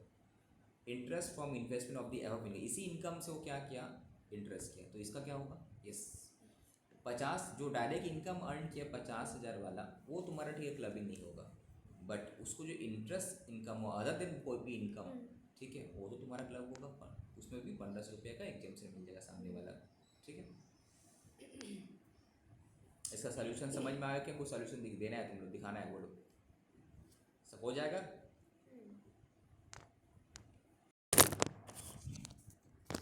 ओके, क्वेश्चन नंबर 15 रीड करते हैं हम लोग। X is the karta of a HUF, X जो है HUF का कर्ता है, उस members derive income as given below, income from X का ओन बिजनेस, तो उसी का हाथ में टैक्सेबल होगा, ठीक है। नाउ मिसेस एक्स एक डर्मेटोलॉजिस्ट है, डॉक्टर है, सैलरी ड्रॉ करती है आफ्टर स्टैंड डिडक्शन, क्या एक क्लबिंग हो रहा? नहीं होना चाहिए, बिकॉज टेक्निकल क्वालिफिकेशन है, नॉट टू बी क्लब। उसका हाथ में उसका सैलरी इनकम में जाएगा, मिसेस एक्स का खुद का डायरेक्ट सैलरी इनकम में यहाँ आना चाहिए, और ये 50,000 तो इसका इसमें बिजनेस इनकम में आएगा, ठीक है। माइनर सन ए है, अर्निंग इंटरेस्ट ऑन FD, तो ये वाला तो क्लब होना चाहिए, कितना अर्न किया है? With ABC limited which were gifted to him by his grandfather, ठीक है, जो भी गिफ्ट किया है ultimately any income of minor son, अगर वो टेक्निकल नॉलेज वगैरह नहीं है तो तुम्हारा इसमें क्लब में होगा। ग्रैंडफादर गिफ्ट किया तो भी मैं पापा के अंदर ही होगा। अरे any income of minor son clubbing में जाएगा, एक्सेप्ट जो अपना स्किल टैलेंट वाला है वो, ठीक है। तो 15,000 उससे गिफ्ट वाला तो नहीं आ रहा था ना, गिफ्ट इनकम जो है वो तो इसमें आएगा, राइट। तो 15,000 तुम्हारा किस, एंड ये भी उसको लॉटरी भी मिल गया उसका बेटा को 2 लाख का, तो पूरा 2,15,000 जो है ये तुम्हारा क्लब हुआ, किसके हाथ में? जिसका भी तुम्हारा इनकम ज़्यादा है, तो किसका इनकम ज़्यादा है अभी हम लोग देख लेंगे, अभी तक तो तुम्हारा मिसेस एक्स का ज़्यादा दिख रहा है। लॉटरी स्किल से नहीं आता, कौन सा? ये लॉटरी आर्ट स्किल में नहीं आता है ठीक है। माइनर डॉटर बी है, उसको डांस परफॉर्मेंस दिए, तो ये वाला तो क्लबिंग नहीं होना चाहिए बिकॉज ये स्किल वाला से आ रहा है, ठीक है। तो ये डायरेक्ट डॉटर का कौन से इनकम में आएगा, प्रोफेशनल बिजनेस इनकम, इसमें प्रोफेशनल इनकम में आएगा 1,00,000 रुपया। Explain how the income with this, तो यहाँ से समझ में आ रहा है कि 80,000 रुपया मम्मी और पापा किसका हाथ में जाएगा, जिसका भी इनकम ज़्यादा है, क्लबिंग वाला इनकम कुछ होता है, तो 80,000 ज़्यादा है तो किसका हाथ में टैक्सेबल होगा, ऑब्वियसली बात है इसी का तो टैक्सेबल होगा, बट 1500 रुपये का एग्जाम्शन भी मिलेगा, राइट। 2 लाख प्लस 15, 2,15,000। तो एक माइनर सन का जो भी इनकम है पहले ऐड कर लेने पड़ेगा, ऐसा नहीं कि सबके लिए हर केसेस में 1500 रुपये, ठीक है। तो जितना इनकम है माइनर सन ए का हम देख लिया कि इसका 2 लाख है, 15,000, 2,15,000 माइनर सन ए से, तो उसमें से 1500 रुपये का एग्जाम से मिल गया, 2,13,000 यहाँ पे आ गया, खत्म, ठीक है। नेक्स्ट, ये लास्ट है क्या, उसके बाद 64(2) कन्वर्सन ऑफ यहाँ तक समझ में आया। माइनर चाइल्ड का इनकम कैसे आएगा, तो माइनर चाइल्ड का सिंपली बोलते हैं माइनर चाइल्ड का जो भी इनकम आएगा including even married minor daughter, वो मम्मी पापा जिसका भी इनकम ज़्यादा है उस इनकम को छोड़कर पर्टिकुलर उसका अपने क्लब होगा, राइट। यहाँ पे एक्सेप्शन क्या है, अगर माइनर चाइल्ड डिसेबल्ड है तो क्लब नहीं होगा, ठीक है। उसके बाद कुछ ऐसा इनकम मिला माइनर चाइल्ड का जो कि एग्जेम्प्ट है, वो भी क्लब नहीं होगा। इसका स्किल टैलेंट से रिलेटेड है, नॉलेज से रिलेटेड है, जैसे कि डांस परफॉर्मेंस, क्रिकेट मैच वगैरह उस टाइप का जो था वो भी तुम्हारा क्लब नहीं है, बट रूलिंग फ्रॉम लॉटरी वो तो क्लबिंग में आ जाएगा, उससे कोई इनकम होगा तो वो आएगा, ठीक है। अब क्वेश्चन, अब section 64 subsection 2, conversion of self acquired property into joint family property and subsequently partitions. मतलब क्या हुआ, हम कोई प्रॉपर्टी परचेस किए थे, उसके बाद उसको जॉइंट फैमिली में कन्वर्ट किए एंड बाद में पार्टीशन होगी जॉइंट फैमिली का, तो इन दैट केस उससे जो इनकम आया हुआ किसके हाथ में जाएगा, तो बोला हुआ ना इंडिविजुअल ट्रांसफ़र कर दिया। हम सपोज हम एक एसेट परचेस किए थे, तो मेरा एक जॉइंट फैमिली था उसका नाम में, अल्टीमेटली हम एसेट ट्रांसफ़र कर दिए उधर एडिक्वेट कंसिडरेशन, तो उससे जो भी इनकम आता किसके हाथ में, मेरा ही हाथ में टैक्सेबल होना चाहिए था, राइट। अगर पार्टीशन नहीं होता तो उससे जो भी इनकम होता मेरे ही हाथ में होता, बट नाउ अब बाद में क्या हो, पार्टीशन हो गया। If HUF is partition, the income receive by the spouse of such individual from the gifted asset is taxable in the hands of this, मतलब पार्टीशन के बाद जिसको भी जो एसेट मिला हो, मेरी वाइफ को जो मिल, मेरा हमको जो मेरा नाम में जो है वो तो मेरा हाथ में जो टैक्सेबल हो गई, प्लस मेरी स्पाउस को, ठीक है, जो मिला होगा, या फिर मेरा जो चाइल्ड वगैरह को मिला होगा उससे जो भी इनकम आएगा मेरे ही हाथ में टैक्सेबल होगा पार्टीशन के बाद। मतलब अभी पूरा एसेट का इनकम मेरे ही हाथ में आ रहा था बिफोर पार्टीशन, बट जब पार्टीशन हो जाएगा तो मेरी वाइफ को जितना मिलेगा स्पाउस को, तो उसी का इनकम, उससे जो इनकम उसका अर्न हो रहा है वही इसका टैक्सेबल में आएगा, क्लबिंग में आएगा। बेसिकली देखो 1,00,000 रुपये का डिवेंचर दिया था, HUF अर्न कर रहा था 10,000 रुपये तक, 20-21 तक, इसका जो भी इनकम था तो एक्स का हाथ में अभी तक टैक्सेबल हो रहा था। नाउ HUF पार्टीशन हो गया, अब पार्टीशन के बाद उसकी वाइफ को डिवेंचर कितना मिल रहा, 12,500 रुपये का, तो उसमें डिवेंचर अर्न हुआ 1250, से 1250 उसका हाथ में क्लब हुआ, पूरा नहीं, ठीक है, क्लियर, कोई डाउट। नेक्स्ट आ जाते हैं ट्रांसफर ऑफ इनकम, ये जस्ट रीड करना लेस इंपॉर्टेंट है। Transfer of income where there is no transfer of asset, कोई एसेट ट्रांसफर नहीं किया, हम डायरेक्ट इनकम ट्रांसफर किया तो वहाँ भी क्लबिंग प्रोविजन एप्लीकेबल है, ये जस्ट रीड करना, दिस आर लेस इंपॉर्टेंट, ये जो दो टॉपिक है। पर इफ एनी पर्सन ट्रांसफर कर दे direct income without transferring the ownership of the asset, suppose एक घर से मेरा जो इनकम आया हम अपनी वाइफ को ट्रांसफ़र कर दे रहे हैं, ठीक है, उस केस में जो ट्रांसफर किया उसी के हाथ में, यहाँ पे किसी को भी ट्रांसफ़र कर सकते हैं। If any person transfer income without transferring the ownership of the asset then such income is taxable in the hands of transferor, यहाँ पे किसी को भी हम ट्रांसफ़र कर रहे हैं यहाँ पे। तो Mr V has transfer through a duly registered document the income arising from a godown to his son without transferring the godown, तो इसी का हाथ में टैक्सेबल हो जाएगा। अब क्या है, रिवोकेबल ट्रांसफ़र ऑफ एसेट, इसको समझना भी है, रीड भी करना है, रीड R+U मतलब रीड भी करना है, अंडरस्टैंड भी, ठीक है। व्हाट इज रिवोकेशन, क्या होता है रिवोकेशन, मतलब कैंसिल हो जाए, रिवोक कर देना मतलब कैंसिल हो जाना, ठीक है। और क्या इररिवोकेबल, इररिवोकेबल उसका मतलब क्या होता है, जो कैंसिलेबल नहीं है, राइट। सो अगर कोई एसेट ट्रांसफ़र करते हैं तो यहाँ पे दो सिनेरियो हो सकता है, एक होता है रिवोकेबल, एक लॉ में भी तुम लोग को ये वर्ड मिलेगा, रिवोकेबल ट्रांसफ़र है, एक इररिवोकेबल ट्रांसफ़र है, तो उस केस में क्या होगा, तो all income arising to any persons by virtue of transfer of asset is deemed to be the income of the transferor and chargeable to the tax in his hands if the transfer is revocable. अगर cancellable transfer है तो अगर हम कोई भी asset किसी को transfer किए, कोई भी एसेट किसी को ट्रांसफ़र किए, ठीक है, वो भी रिवोकेबल ट्रांसफ़र एग्रीमेंट में, तो उससे जो भी इनकम आएगा वो तुम्हारा इसी जो ट्रांसफ़र करता है उसी का हाथ में क्लब होगा। नाउ सेक्शन 62 जो है इसी का अगेन 62 है, सेक्शन 61 था, 62 state that exception to the above, इसका एक्सेप्शन क्या है, that income arising from the revocable transfer of asset is taxable in the hands of transferor. हाँ सेम चीज़, if affected through the medium of trust, that is it is not revocable within the lifetime of the beneficiary। अगर बोला कि revocable नहीं है तब in this case and in case of any other transfer the same is not revocable, तो revocable नहीं है within the lifetime of the transfer. बोलने क्या मांग रहा है, all income arising to any persons by virtue of transfer of asset is deemed to be the income of the transfer, ठीक है, chargeable to tax in his hand if the transfer is revocable. अगर transfer revocable है मैंने cancellable है तो उसे जो भी इनकम आता है जो ट्रांसफर है उसी का हाथ में जाएगा। Okay fine. अगेन सेक्शन 62 क्या बोल रहा है, exception to the above rule, इसका एक्सेप्शन क्या है, that income arising from the revocable transfer of asset is taxable. यहाँ पे भी तो यहाँ पे क्या लिखा हुआ था बुक में, देखो तो ट्रांसफेरर है ना, ट्रांसफर ही है ये, ट्रांसफरर ये पहले वाला फेरर है ना, ठीक है, ओके फाइन। सो अगेन फिर क्या बोल रहा कि एक्सेप्शन बोल रहा कि above rule the income arising from revocable transfer of the asset is taxable in the hands of transferor, that is transfer if effected through the medium of trust and it is not revocable within the lifetime of the beneficiary। अगर revocable नहीं है तो irrevocable है भाई। in case of any other transfer the same is not revocable within the lifetime of the, क्या बकवास कर रहे हैं, रुको मतलब एक मिनट इसको नीचे में यहाँ पे clubbing attracted only in case of revocable transfer that is can not be taken back, ठीक है, if the asset is transfer to any other persons.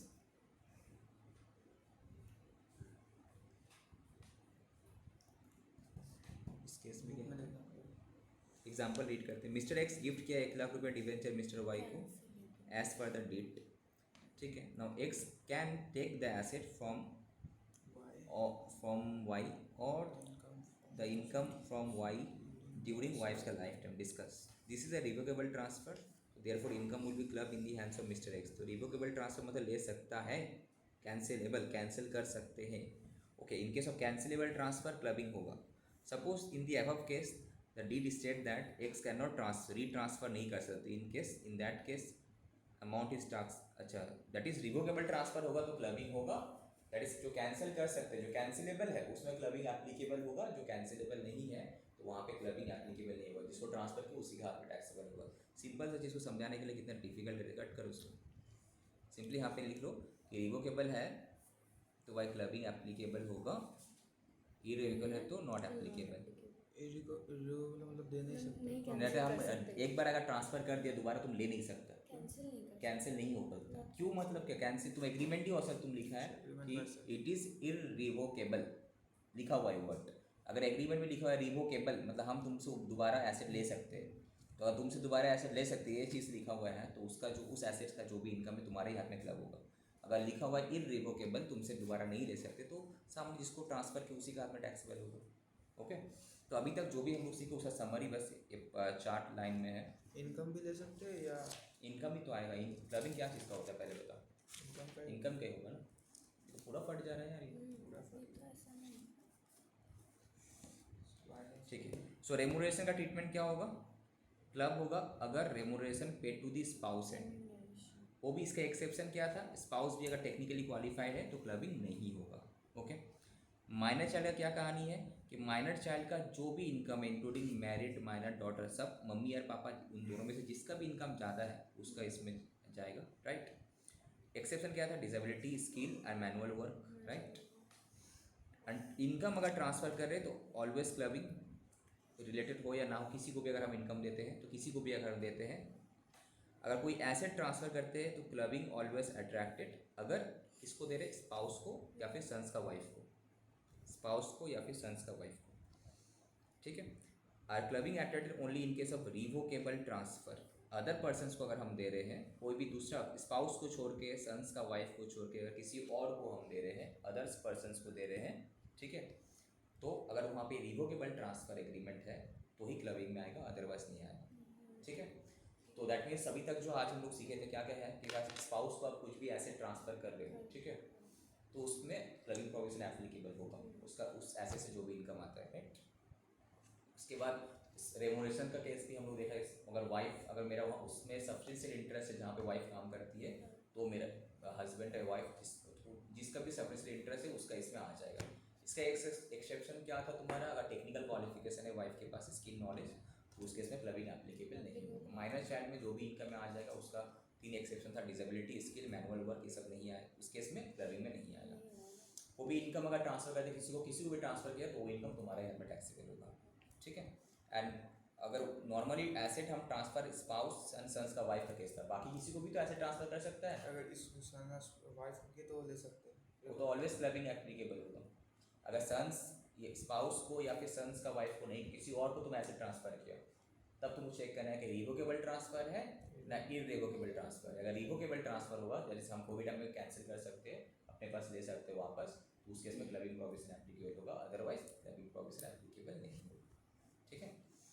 तो अब इसी का क्वेश्चन आंसर होगा यहाँ पे।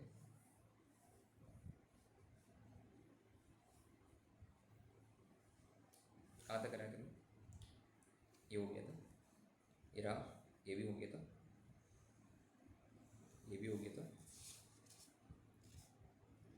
क्वेश्चन बैंक, ठीक है, ठीक है। आज 3 पेज है, लेट हो रहा है, जा सकती है, चले जाओ, कॉल करना चले मम्मी आएगी क्या अभी, तो कॉल कर दो, हम इतना रिकॉर्डिंग देख रहे हैं लास्ट वाला, ठीक है, वो लोग एग्जाम में टालने पड़ेगा। The question bank, question number 21,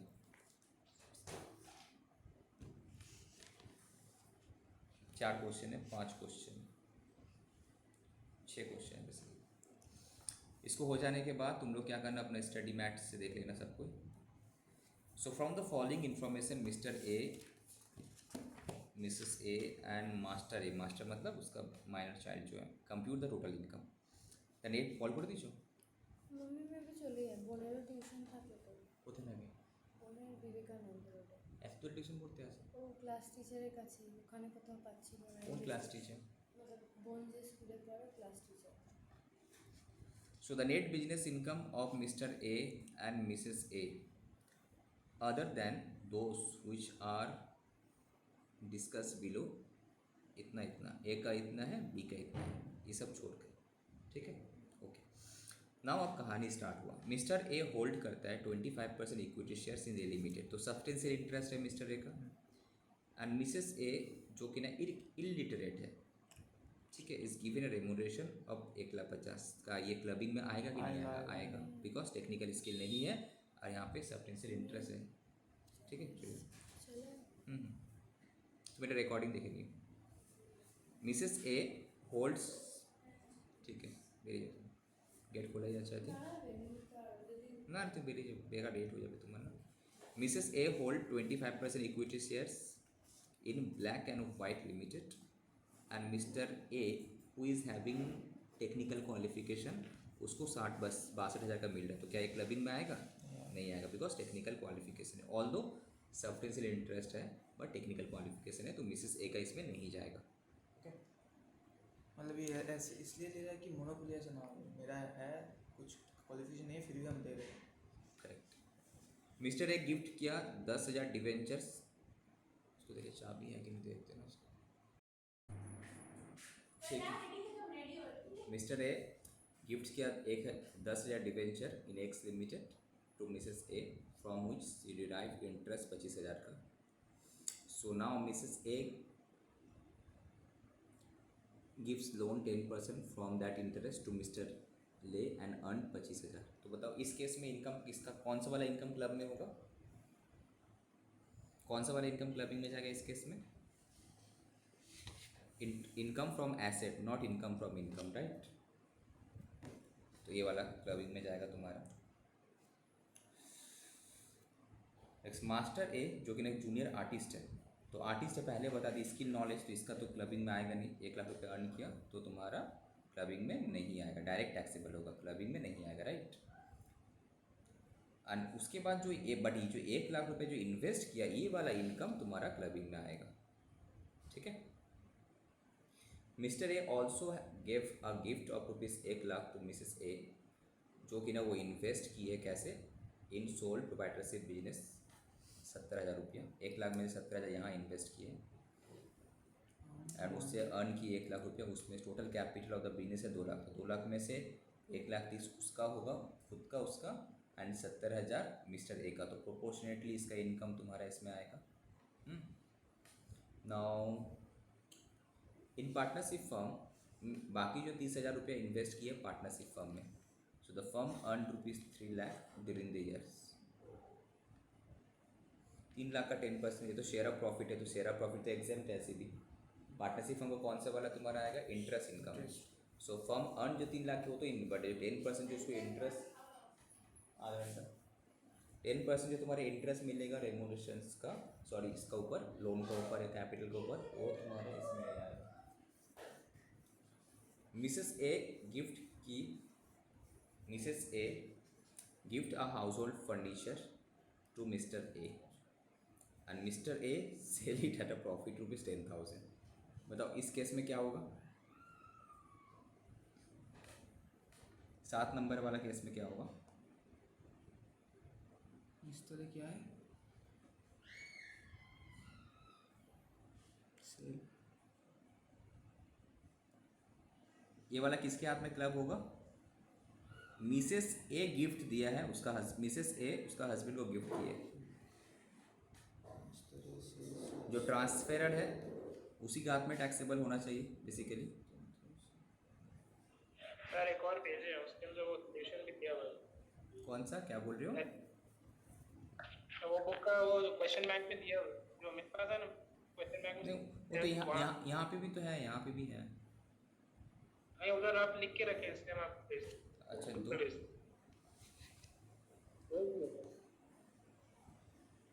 ये वाला 11 पेजेस, हाँ 11 पेज वाला, वो पहला 7 पेज था, ये 3 पेज और है। ठीक है। इससे कुछ समझाया है क्या हम इसमें एक्स्ट्रा? हाँ उसको काफ़ी जैसा मेहनत किया हुआ था यहाँ पे, तो यही सही है भाई। पुराना बुक में। हाँ चलो ये सही है। जूनियर आर्टिस्ट तो हो गया। हाउस होल्ड फर्नीचर्स, हाँ वही सब कुछ तो मिसिंग था, राइट। हाउस होल्ड फर्नीचर तो कैपिटल एसेट ही नहीं है ना। मिस्टर ए गिफ्ट किया हाउस होल्ड फर्नीचर, तो हाउस होल्ड फर्नीचर हम गिफ्ट किए मिसेस ए को, फाइन, ओके, अच्छा बात है। अब उसके बाद मिस्टर ए इसको बेच के प्रॉफिट किया, तो ये जो प्रॉफिट है ये तो प्रॉफिट जो है तुम्हारा कैपिटल गेन ही यहाँ पे नहीं है। अगर सपोज तेरा पास कोई भी कैपिटल एसेट का कंसेप्ट है, ठीक है, तो कैपिटल कोई भी एसेट अगर हम बेचते हैं तो मेरे इनकम टैक्स में तभी टैक्सेबल होगा अगर वहाँ पे कैपिटल गेन हुआ होगा, तो फ्रॉम कैपिटल एसेट। तो हम अपना बाइक बेचा, तो अपना पर्सनल फर्नीचर बेचा, तो वहाँ से भी तो हम प्रॉफिट कर सकते हैं। क्या कोई भी चीज़ का इनकम टैक्स पे करने पड़ेगा? नो। तो इनकम का 5 हेड है तुम्हारे पास, तो उसमें से एक है तुम्हारा कैपिटल गेन का हेड। नॉर्मली बिजनेस करते तो बिजनेस प्रोफेशन में गया, सैलरी का इनकम सैलरी में किया, अदर सोर्स का इनकम अदर सोर्स में किया, तुम्हारा जो इंटरेस्ट वगैरह जो सब रहता है, हाउस प्रॉपर्टी, बाकी जो भी हम कैपिटल गेन किया, कोई भी एसेट अगर हम बेचे जिस चीज़ का हम बिजनेस नहीं कर रहे, तो उसका मेरा तो कैपिटल गेन में जाना चाहिए। तो यहाँ पे कैपिटल एसेट का तुम डेफिनेशन देगा, वहाँ पे एक्सक्लूड कर दिया गया मूवेबल प्रॉपर्टी को। जितना भी मूवेबल प्रॉपर्टी को एक्सक्लूड किया गया, एक्सेप्शन था तुम्हारा ज्वेलरी, आर्कियोलॉजिकल कलेक्शंस, ड्राइंग्स वगैरह, ठीक है। तो यहाँ पे जो फर्नीचर है तुम्हारा कैपिटल एसेट ही नहीं है, तो फर्नीचर का कैपिटल एसेट नहीं है, तो उस केस में तुम्हारा कैपिटल गेन में तो आएगा ही नहीं मेरा, तो क्लबिंग का क्वेश्चन राइज नहीं होता वहाँ पे। Mister A gifts office furniture, mister A gift किया एक ऑफिस फर्नीचर उसकी वाइफ को। Now who gift it to mister missus अच्छा, ए Mrs. गिफ्ट A किया gift, मिसेस एक्स को, अच्छा मिसेस ए मिसेस एक्स को गिफ्ट की, okay. Now who gift it to mister A, जो कि ना वो मिस्टर ए, क्रॉस ट्रांसफर वाला कहानी है। Now mister A rent it out that furniture, उस फर्नीचर को रेंट पे लगा दिया टू मिस्टर एक्स को। तो इस केस में तो तुम्हारा इनकम फ्रॉम अदर सोर्स में जाइए। तो देखो फन, अगर हम मूवेबल एसेट बेचते तो वहाँ पे कोई कैपिटल गेन नहीं होता, अलग बात है। बट अगर इसी मूवेबल एसेट को अगर हम किसी को रेंट पे दे के इनकम पे, वो तो मेरा इनकम फ्रॉम अदर सोर्स में आना चाहिए ना। ऑफिस फर्नीचर है तो मतलब पर्सनल तो नहीं, हाउस हो तो नहीं। तो क्या हुआ, ऑफिस फर्नीचर है तो फर्नीचर है ना, पर्सनल नहीं है तो क्या, पर्सनल मूवेबल एसेट है नहीं सबसे पहला चीज़। ऑफिस फर्नीचर है, हम किसी को गिफ्ट किया, किसको गिफ्ट किया, हम मिस्टर एक्स का जो वाइफ है उसको गिफ्ट किया, एक लड़की है, एक कौन है, Mrs A. Mrs A picture में किसका किसका कौन कौन है, पिक्चर है मिस्टर ए भी है, उसकी वाइफ भी है एंड मास्टर ए है। तो कुछ ट्रांजेक्शन मिस्टर ए किया है, कुछ ट्रांजेक्शन मिसेस एक्स भी ए भी की है, कुछ मास्टर ए भी किया है, ठीक है। अब क्लबिंग प्रोविजन तो चेक कर, अब सपोज मिसेस ए का जब हम इनकम कैलकुलेट करेंगे तो क्या मिसेस ए नहीं चेक करेगी कि मेरा लिए कुछ क्लबिंग प्रोविजन एप्लीकेबल है कि नहीं। बिकॉज वहाँ पे वर्ड यूज़ किया कि अगर स्पाउस को कोई गिफ्ट करते हैं एसेट डायरेक्टली या इनडायरेक्टली, तो उस एसेट से जो भी इनकम आता है ट्रांसफेरर का हाथ में है। तो अगर मिसेस ए उसका हस्बैंड का बेनिफिट के लिए किसी और को गिफ्ट किए तो उससे जो इनकम आ रहा होगा मिसेस ए का हाथ में ना टैक्सेबल होना चाहिए। तो यहाँ पे किसको दिया, मिस्टर, बाद में देखो मिस्टर ए को दे दिया, तो इनडायरेक्ट ट्रांसफ़र है ना ये, हाँ कि नहीं। तो इसका जो इनकम है इसका मतलब मिसेस ए का हाथ में क्लब होना चाहिए। समझ में आ रहा है ये वाला। तो नाउ अब करना कैसे सर, क्वेश्चन तो समझ में आ गया ओरली, बट सॉल्व करेंगे तो सबसे पहले 3 फॉर्मेट तुम्हारा बनेगा। मिस्टर ए है तुम्हारा कोई पिक्चर में, मिसेस ए है एंड मास्टर ए है, ओके। अब सबसे पहले तुम्हारा इनकम कौन सा, तुम देख लो यहाँ पे बिजनेस इनकम था, तो तुम बिजनेस इनकम से स्टार्ट करो। बिजनेस इनकम में क्या क्या है, तो बिजनेस इनकम दिया हुआ है तुम्हारा, एक तो मेरा 1 लाख है, उसका 5 लाख है, हो गया। और कुछ देखो और कौन सा ऐसा है ट्रांजेक्शन है जो मेरा बिजनेस इनकम में आना चाहिए। जैसे कि हम लोग यहाँ पे देखा कि उसको रेमोनेशंस मिले तो सैलरी में, ये जो रेमोनेशन मिला था 1,50,000 का रेमोनेशंस, ये कहाँ पे जाना चाहिए, सैलरी में जाना चाहिए, राइट। ये तुम्हारा सैलरी में जाएगा। तो ये कहाँ के उसका, किसका सैलरी में जाएगा, ये इलिटरेट है तो मिस्टर ए का सैलरी में ऐड होगा ना। मिसेस ए क्या है, इलिटरेट है, तो मिस्टर ए का सैलरी में जाएगा भी तो स्टैंडर्ड डिडक्शन तो 50,000 मिलेगा तो 1 लाख आएगा, ओके। नेक्स्ट वाला क्या था तुम्हारा, मिसेस ए होल्ड कर रही थी बट मिस्टर ए का टेक्निकल क्वालिफिकेशन था, तो ये तो मिस्टर ए को 62,000 मिस्टर ए का सैलरी है, तो 62 माइनस 50, इस क्वेश्चन साइलेंट है तो स्टैंडर्ड डिडक्शन तो मिलेगा उसमें, तो 12,000 इसका टैक्स सैलरी में आया, तो यही इसका मिस्टर ए का सैलरी में है फिलहाल। एक क्लबिंग वाला इनकम भी मिस्टर ए का इसमें घुसा, ठीक है, बिकॉज वहाँ पे बोल दिया था वहाँ पे कि सब्सटेंशियल इंटरेस्ट है यहाँ पे मिस्टर ए का। इसमें क्यों आया, इसमें तो टेक्निकल क्वालिफिकेशन था। है तो टेक्निकल क्वालिफिकेशन अगर है तो मिस्टर ए का ही हाथ, तो मिस्टर ए का ही जॉब है भाई, किसका जॉब है, मिस्टर ए का जॉब है।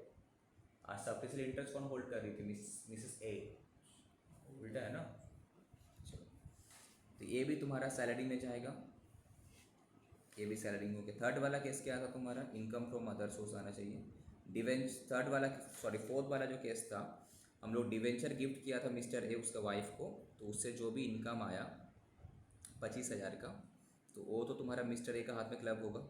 तो देखो यहाँ पे इनकम फ्रॉम अदर सोर्स में आया होगा 25,000 रुपया, मिस्टर ए का हाथ में क्लब आया। बट उसके बाद ये जो 25,000 रुपया को इन्वेस्ट करके मिसेस ए जो इनकम की, ये मिस्टर ए का हाथ में तो क्लब नहीं होगा, बट मिसेस ए का तो इनकम है, क्लबिंग नहीं आएगा मिस्टर ए के हाथ में, बट मिसेस ए का तो इनकम है, कितना 2500 रुपया इनकम फ्रॉम अदर सोर्स से मिसेस ए का इसमें आना चाहिए ना, ठीक है।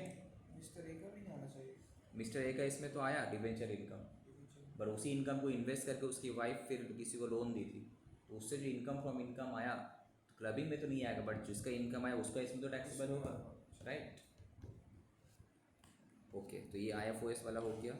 अब मास्टर का जो था, मास्टर जूनियर आर्टिस्ट है ये चाइल्ड, इसका क्या बिजनेस इनकम में जाना चाहिए 1 लाख रुपया, राइट। तो 1 लाख रुपया इसका बिजनेस इनकम में आ जाएगा मास्टर ए का, बिकॉज प्रोफेशनल इनकम है इसका 1 लाख रुपया, dance sports dance sorry stage performance. Now उसी पैसे को एक क्या किया, इन्वेस्ट कर दिया 1 लाख रुपया डिवेंचर में, अब उससे 8,000 रुपये का इंटरेस्ट मिला, तो ये मम्मी या पापा जिसका भी इनकम ज़्यादा होगा उसका हाथ में क्लब होगा, राइट। तो ये तो लास्ट में करने होगा तुमको, एक चेक करने पड़ेगा किसके हाथ में क्लब होगा, राइट, मम्मी और पापा, जिसका हाथ में, जिसका इनकम ज़्यादा होगा उसके हाथ में क्लब होगा। तो अभी हम लोग नहीं, लास्ट में चेक करेंगे। नेक्स्ट, किसका इनकम ज़्यादा होता है देखने पड़ेगा हम लोग यहाँ पे। नॉर्मली मम्मी का हाथ इनकम भी ज़्यादा है, मिसेस ए का हाथ में क्लब होना चाहिए। देखो मिसेस ए का हाथ में क्लब किया होगा यहाँ पे, कितना था उसका, 8,000 रुपया था ना, 8,000 रुपया था। 1,500 रुपये का तो एकदम से मिलेगा, तो इनकम उसी का ज़्यादा लग रहा है, तो उसी का हाथ में जाना चाहिए। नेक्स्ट, ये भी कौन सा IFOS में जाएगा ना, इनकम फ्रॉम अदर सोर्स में जाएगा। तो बेसिकली जब क्वेश्चन रीड करोगे तुम लोग, हेड जो है कौन सा हेड में जाएगा वो हेड पहले लिख लेना, ठीक है। Mister A also give a gift 1,00,000 रुपया to Mrs A which she invested as follows. तो इस केस में क्या होगा, कहाँ कहाँ सब बिजनेस में इन्वेस्ट की है, तो बिजनेस का इनकम में आएगा, जो भी क्लबिंग वगैरह का क्वेश्चन है यहाँ पे। तो इसके लिए करना क्या है हमको, 1,00,000 रुपया का जो है इन्वेस्टमेंट में 70 और 30 है, राइट, उसमें से 70,000 रुपया इन्वेस्ट किया है, बट प्रॉफिट अर्न किया 1,00,000 रुपया। तो 1,00,000 रुपया को हमको क्या करने का, 1,30,000 और 70 के रेशियो में तोड़ने पड़ेगा बेसिकली, ठीक है। तो 2,00,000 में से कितना, 35,000 रुपया आ रहा है, बेसिकली 35,000 आ रहा है, 70,000 को तोड़ना है 2,00,000, और इसका इसमें था तुम्हारा 70,000 होगा, ये 1,30,000 होगा, कितना आ रहा है देखो, ये 35,000 है, क्यों आ रहा है यहाँ पे। Total capital of the business है 2,00,000, ओके, टोटल कैपिटल बिजनेस का 2,00,000 है, उसमें से सोल प्रोप्राइटरशिप बिजनेस में इन्वेस्ट किया है 70,000। तो 35,000 का कैलकुलेशन चेक करें एक बार, 2,00,000 में से मेरा 70,000 है, ठीक है, तो 1,00,000 रुपये प्रॉफिट हुआ, 35,000, ठीक है, प्रोपोर्शनेटली किया है। टोटल कैपिटल तो 2,00,000 है ना, 2,00,000 में प्रॉफिट हुआ 1,00,000, तो 70,000 में कितना, तो 35,000 है, ठीक है, 35,000। तो सर बाद की प्रॉफिट, तो बाद की प्रॉफिट तो मिसेस एक का हाथ में होना चाहिए टैक्सेबल, तो क्लबिंग में तो 35,000 ही आएगा। नेक्स्ट, पार्टनरशिप फर्म वाला भी कहानी चेक करो, पार्टनरशिप फर्म में कितना इन्वेस्ट किया है मेरा पैसा 30,000। तो पार्टनरशिप फर्म का तो तुम्हारा क्या शेयर ऑफ प्रॉफिट है, तो शेयर ऑफ प्रॉफिट तो एग्जेम्प्ट हो जाना चाहिए, तो क्लबिंग में आएगा ही नहीं, पार्टनरशिप फर्म का तो एग्जेम्प्ट है। ये अर्न ड्यूरिंग द 3,00,000 ये क्या, उसके बाद जो 3,000 रुपये जो इंटरेस्ट, जो भी इंटरेस्ट है उसके ऊपर एट द रेट 10% का मतलब क्या है, जो हम बिजनेस में कैपिटल इन्वेस्ट किए उसके ऊपर 10% हमको इंटरेस्ट मिलेगा, ओके। तो माना कि बिजनेस में कैपिटल इन्वेस्ट किया होगा 2,00,000 रुपया, 30,000 रुपये इन्वेस्ट किया, 10% के लिए मिलेगा, तो 30,000 का 10% होगा 3,000। तो ये तो मेरा ही पैसे इन्वेस्ट किया 3,000 रुपये, 30,000 रुपये, तो उसी से इनकम आया 3,000 रुपये, तो डायरेक्टली मिस्टर ए का हाथ में टैक्सेबल होगा, ठीक है। अब क्या बचा, हाउस होल्ड फर्नीचर वाला तो तुम्हारा आएगा नहीं, बिकॉज कैपिटल गेन है ही नहीं यहाँ पे, तो इसलिए कैपिटल गेन का यहाँ पे कुछ किया भी नहीं है। तो यहाँ पे ये देखो, वाला अगर इसको रेंट में दे देता हाउस होल्ड तब आता, तो रेंट वाला इनकम फ्रॉम अदर सोर्स में आता, जैसे कि देखो यहाँ पे बता दिया है, कहाँ गया, ये household furniture is not a capital asset, hence no capital gain shall be chargeable on transfer, transfer के टाइम में कोई कैपिटल गेन चार्जेबल नहीं होगा। बट ये वाला केसेस में, नेक्स्ट उसके बाद ऑफिस फर्नीचर हम गिफ्ट किए थे, तो उसमें से जो इंटरेस्ट आया 8,000 रुपया, ये तो मिसेस एक हाथ में टैक्सेबल होना चाहिए IFOS में, तो 8,000 रुपये जो है IFOS में टैक्सेबल हुआ। ये भी अगर ऐसे भेज देता और प्रॉफिट आता तो अगर बेच देता तो ये भी कैपिटल एसेट नहीं होता तुम्हारा, पर्सनल मोबाइल इफेक्ट होता तो नहीं होता तुम्हारा उस केस में। बट ये ऑफिस फर्नीचर था, ऑफिस फर्नीचर तो कैपिटल एसेट वहाँ पे आया था, ओके। कोई डाउट यहाँ तक, क्वेश्चन नंबर 22, किसी को कोई डाउट यहाँ तक? क्वेश्चन नंबर 22 क्या बोल रहा है, ओपनिंग कैपिटल था 1/4/2021 को 10,00,000 रुपया का, ओके, 10,00,000 रुपीज़ ओपनिंग कैपिटल था। Amount gifted bye husband and invested in proprietorship concern 1 अक्टूबर को इन्वेस्ट किया 2,00,000 रुपया, तो टोटल 10 और 2 12,00,000 रुपया हो गया। प्रॉफिट हुआ 21-22 में 1,20,000, ठीक है। नाउ इसको क्लबिंग में कितना आएगा, बेसिकली हमको देखना है ये जो प्रॉफिट हुआ 1,20,000, इसमें से 2,00,000 के लिए कितना, बट याद रहे ये जो 1,20,000 आया है ये पूरा 1 साल के लिए है, बट हम तो भाई कैपिटल इन्वेस्टमेंट किए थे, मेरा वाला पैसा है कि इन्वेस्ट की थी 6 महीने बाद, राइट। तो हमको करना क्या है सिंपली, तो हमको हम क्या करेंगे यहाँ पे 6 मंथ्स का, यहाँ पे हमें से no clubbing in the hands of mister X because only opening capital balance as on the first day of the previous year is relevant.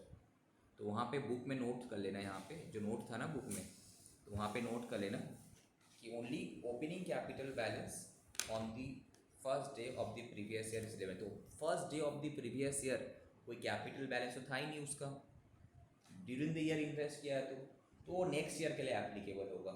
जिस साल इन्वेस्टमेंट किया होगा 1 तारीख के बाद, उस साल तुम्हारा क्लबिंग प्रोविजन अट्रैक्ट नहीं करेगा, अगले साल वो तुम्हारा अट्रैक्ट कर सकता है। और ओपनिंग हुआ तो ओपनिंग में रहेगा तो तुम्हारा क्लबिंग प्रोविजन अट्रैक्ट करेगा। तो वहाँ पे नोट डायरेक्ट बुक में ये वाला को नोट कर लो, सो दैट तुम्हारा माइंड में उस टाइम में क्लिक कर जाएगा। वहाँ पे जो था ना बुक में आ जाओ, ये वाला पेज नंबर जो 6 पॉइंट वो वाला बुक है,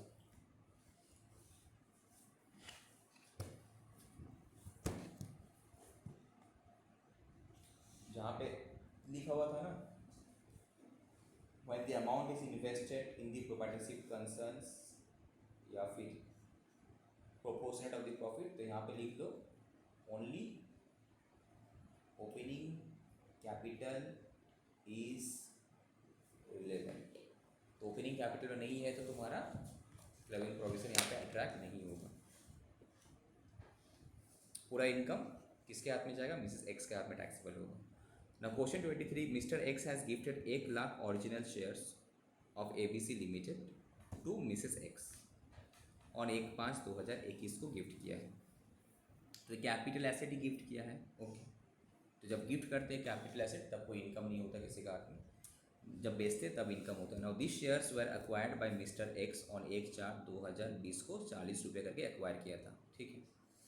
नाउ द कंपनी अलॉट किया bonus shares to Mrs X 1:1, मतलब 1 के लिए 1, तो कितना दिया था 1000 के लिए 1000, तो 2000 हो गया होगा मिसेस एक्स के पास, ठीक है। Now all the shares were sold by Mrs x, कितना रुपया 60 रुपये में, तो उसका यहाँ पे प्रॉफिट आया होगा बेसिकली। एक तो 1000 शेयर जो मिस्टर एक्स का आया होगा उसमें जो प्रॉफिट आया होगा तो मिस्टर एक्स के हाथ में क्लब होना चाहिए, और बाकी जो बोनस शेयर वाला है तो उस केस में उसका अपना हाथ में क्लबिंग हो, उसका अपने हाथ में टैक्सेबल होगा, ठीक है। So now in this given case Mr. X has gifted 1000 original shares to Mr. X Mrs. X, and therefore the income arising from 1000 original shares यही तुम्हारा टैक्सेबल होगा मिस्टर एक्स के हाथ में। एंड जो बोनस वाला शेयर से जो इनकम आ रहा है वो कहाँ पे टैक्सेबल होना चाहिए, मिसेस एक्स के हाथ में, ठीक है। सो करना क्या, दोनों कॉलम करना मिस्टर एक्स मिसेस एक्स, तो 1000 रुपया, तो यहाँ पे कितना है बेचा 60,000 में बेचा, प्रॉफिट कितना हुआ 40 रुपये कॉस्ट था, तो 20,000, तो टैक्सेबल होगा ये मिस्टर एक्स के हाथ में। एंड बाकी जो 1000 है तो बेचा 60,000, प्रॉफिट तो नहीं ले। इन case of bonus share cost of acquisition need होता है, जो हम लोग कैपिटल गेन चैप्टर में भी देखे थे, तो यहाँ पे पूरा 60,000 का प्रॉफिट आ रहा है, ये पूरी टैक्सेबल होगा मिसेस एक्स के हाथ में, ठीक है।